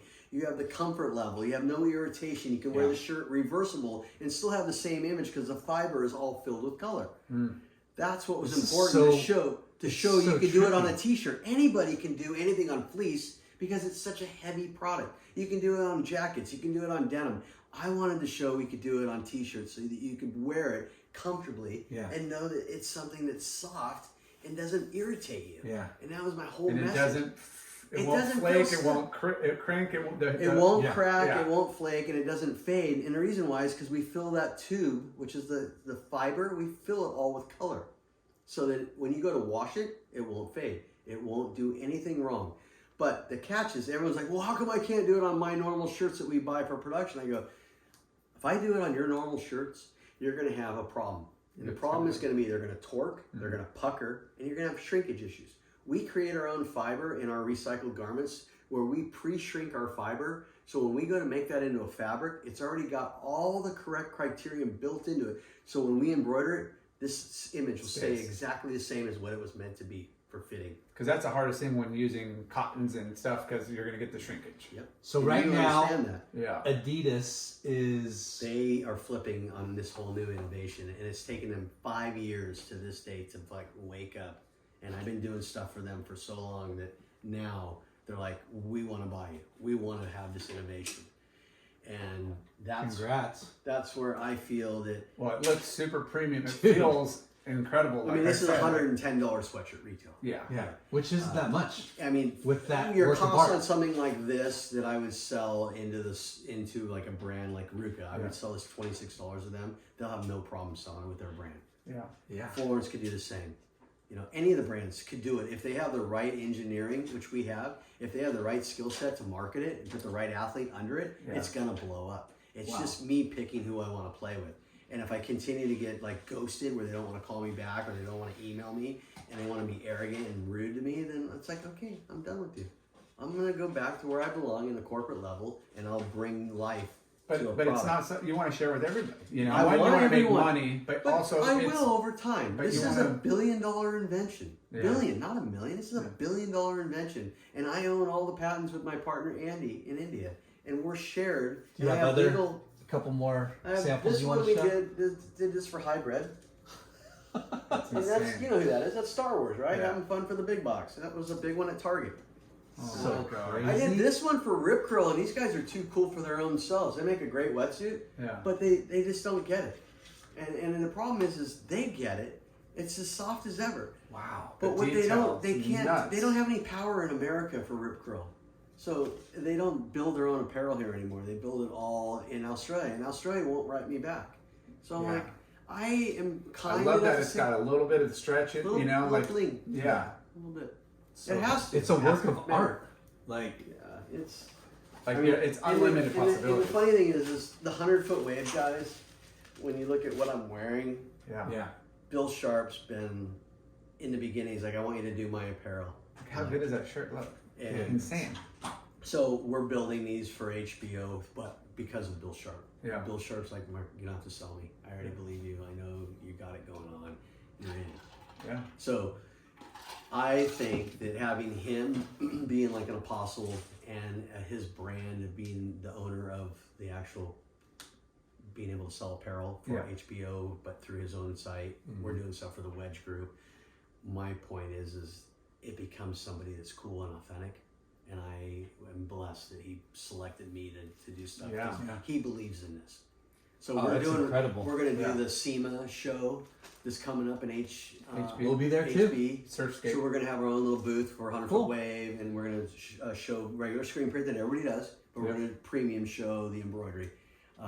But like I said before, everyone thinks of embroidery as being old, scratchy, and stiff. Yeah. This is a whole new innovation and a new level of sophistication that brings a premium value to your existing customer. Yeah. That gets them to come in and say, hey, I remember that brand. I want to buy that. Yeah. And then they become a new apostle, and they're out there spreading the good cheer and talking about something that's soft and something that is totally different than everybody that's currently wearing the same. Yeah. That's what I'm trying to say. Yeah. Well, It's we're graphic both pop with we're a- both with a sales ribbon. rep Yeah. McNugget, and And I want you both we don't working with me. see we don't see this kind of detail Nothing. in the So, market. so No, look, I mean, there's a lot of that groups thing's out there nuts. that don't even understand. So what did I do? I adjusted and modified my machines to do cool patches that aren't stiff. They're flexible. You can put them on tour jackets. So when you look at it, look at Or a it. beanie. Or Or whatever. beanies or hats, Yeah. right? So that was the whole reason, is like to do something different. Yeah. So, and then what we can do with color is doing ombre fades. You can't do that with traditional embroidery. It's a start-stop process. Yeah. This is all one continuous fiber. So there's So no nice. starting and stopping. So Yeah, instead you of don't having get that. highs and lows and all Yeah, that, you you can don't keep get it that. all Yeah. smooth. It And looks like a print. That's what Yeah, I mean. and that's Like the I'm looking bummer. at his shirt, and I keep going back to your shirt, and I'm Yeah. like, that's what that would be a hurts. really just good quality print, but it's in freaking embroidery. Yeah. Yeah, and there's a bulk. But like you said, it's so thin, and there's no backing because you're not tying knots everywhere, and like, dude, It's like it's it's pretty rad. So It's Adidas, Congratulations. Adidas likes it. Yeah, look at that. I mean, Billabong, they Adidas is pretty awesome. even DC, I did a cool one for them. But they don't buy. Nobody knows. Yeah. They're all They still, will. I think they will eventually. Yeah. Because, look, I'm not here to take away their existing, Yeah. distributors and manufacturers that No. they have. I'm This trying is- to give this them is a an new ele- sophistication. Yeah. This priced correctly to elevate the game and bring their current customers back to buying something that's fresh because they believe in the brand that is placed. And that's what these brands focus on so hard is branding and imagery and artwork and stuff. And it's not just a logo. Like Yeah. they're incorporating Yeah, like. look You always at need the new- detail for feeling. Yeah. Look, you can see his face. That's Oh crazy. wow! I mean, Because you could, put those on your hat, Yeah. there's different embellishments Super. for. But yeah, like It's just like another. there's going to be a price point of a printed fleece, and then there's like a custom fleece, and then there's like kind of a hybrid, which is more of like specialty. There's all these different price points, and there's a place for this and that. Yeah. It just Yeah. goes to show Yeah. that we've all evolved, and same with T-shirts, we've evolved, and that's where I was a great part of it. You're getting this, but it's got the backstory is Yeah. equally as And impressive. we are important because we're not just doing something that's conventional. It's putting a lot of pollutions. Yeah. We're doing something that's environmentally correct, and we're reusing products that we've already used for other projects and remaking that into another fabric, and then correctly building it as a recycled, repurposed movement. Yeah. And that's what I'm trying to do with Pred is just basically bring people together, and that's been my hardest thing to do. So I thank you for giving me a chance because No, this is I think it's time that people give this product an opportunity to say, hey, is your brand really that strong? yeah. If it is that strong, then why don't you show something that nobody has access to? Because not everyone can do this.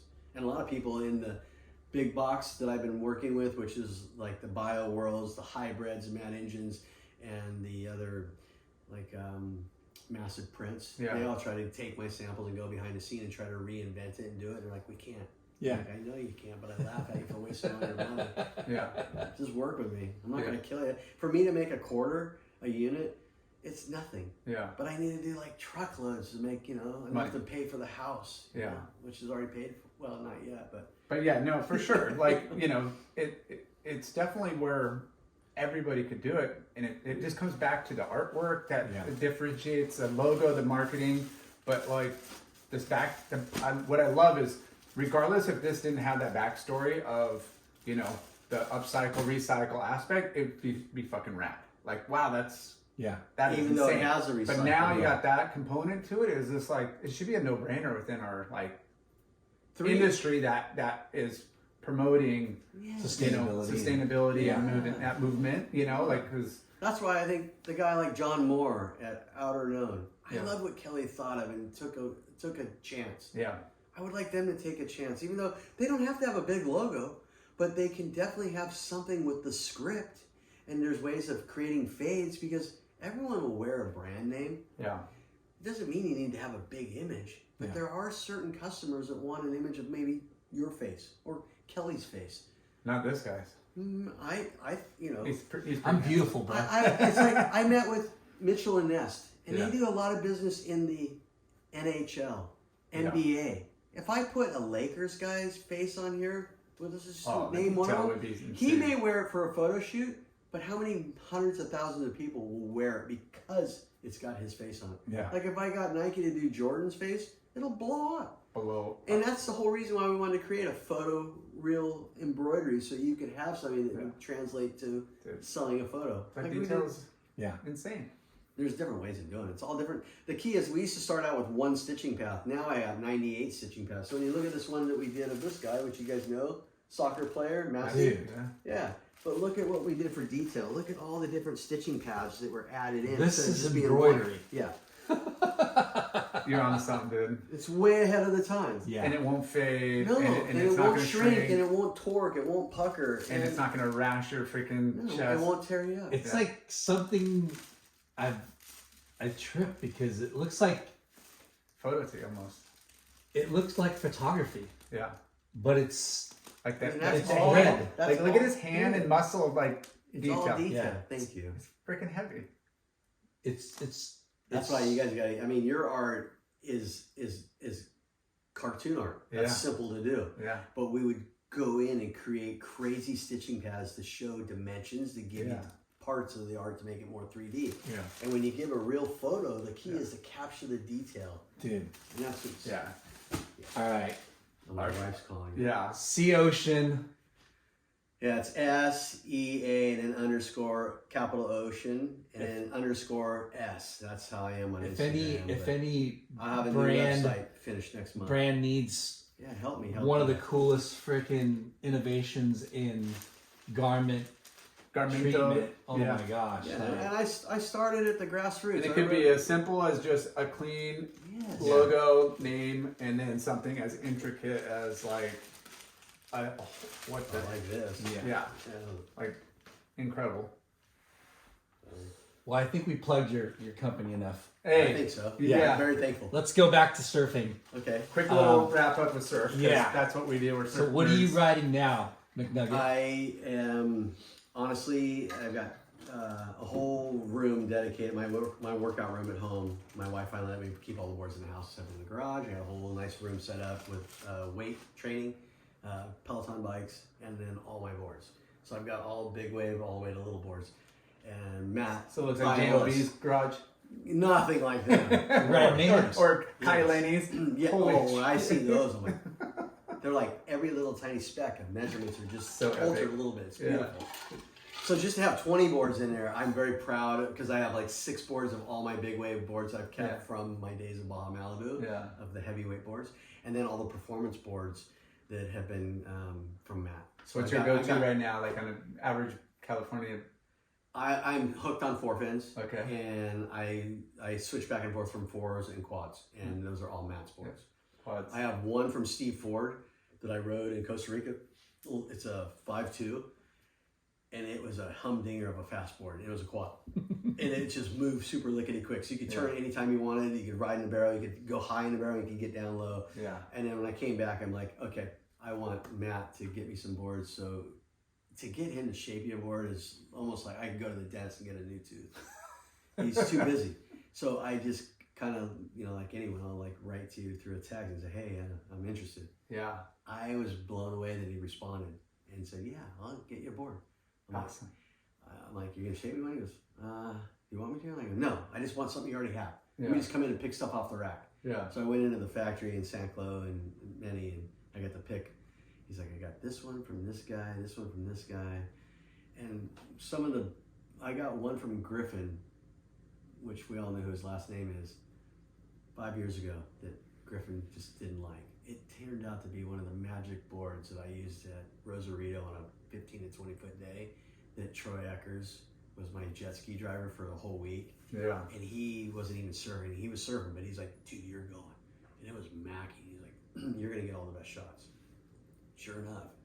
And then this year he got put on the map. Yeah. So I'm like, about time that guy got credit because he rips. He's so rips. rips. And he's super humble. And Yeah. he's So Love it. incognito He's like, and just chill. granola and just hang. That's Yeah. where I come back from. I wish Volcom would have just like, dude, you need to go over here. Yeah. Yeah.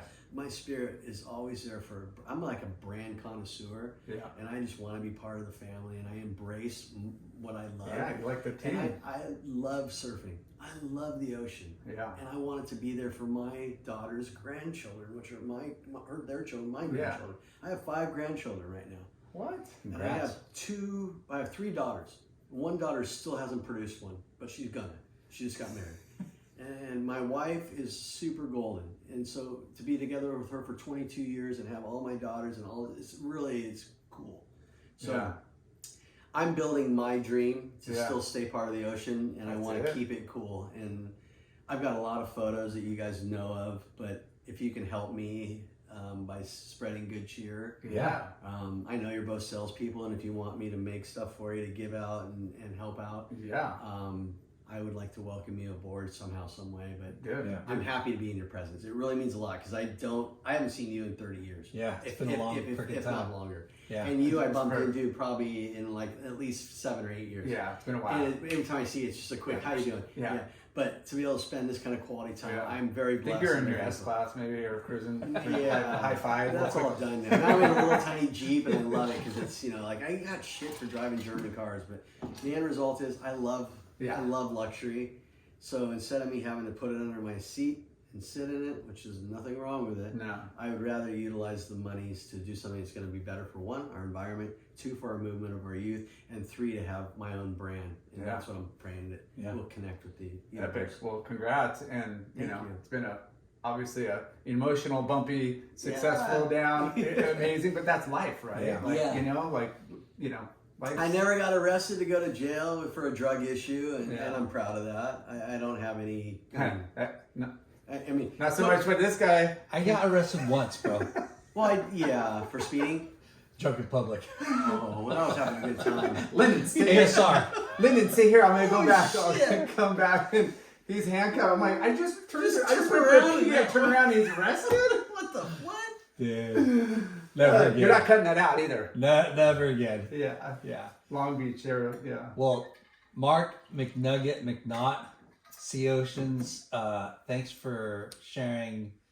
I mean, we didn't go deep into all your stories, but your stories that we did here are so amazing. All the brands and all the little things you're involved in is really there's impressive. more behind each of it. Yeah. I want to caution to my own wind and not give too many details, because one of those could be my future partner or an opportunity to say hi. You know, and still you learn and forgive, and you move forward. I'm totally beyond that now. Yeah. I'd be happy to. And for all the, like we said, man, for all the companies that, people that make decisions that listen to our podcast, Check you them guys out. got to check out. This is incredible. Like Mark new innovative stuff. McNugget, McNaught, CSEA _oceans. Underscore S. And then the S at the end, you got to underscore and then put an S. Yeah. Otherwise, you get some prostitute that went in and did the name Sea Oceans. They like crush me. And she has no followers. Dude, thank you. All right. Thanks. Peace.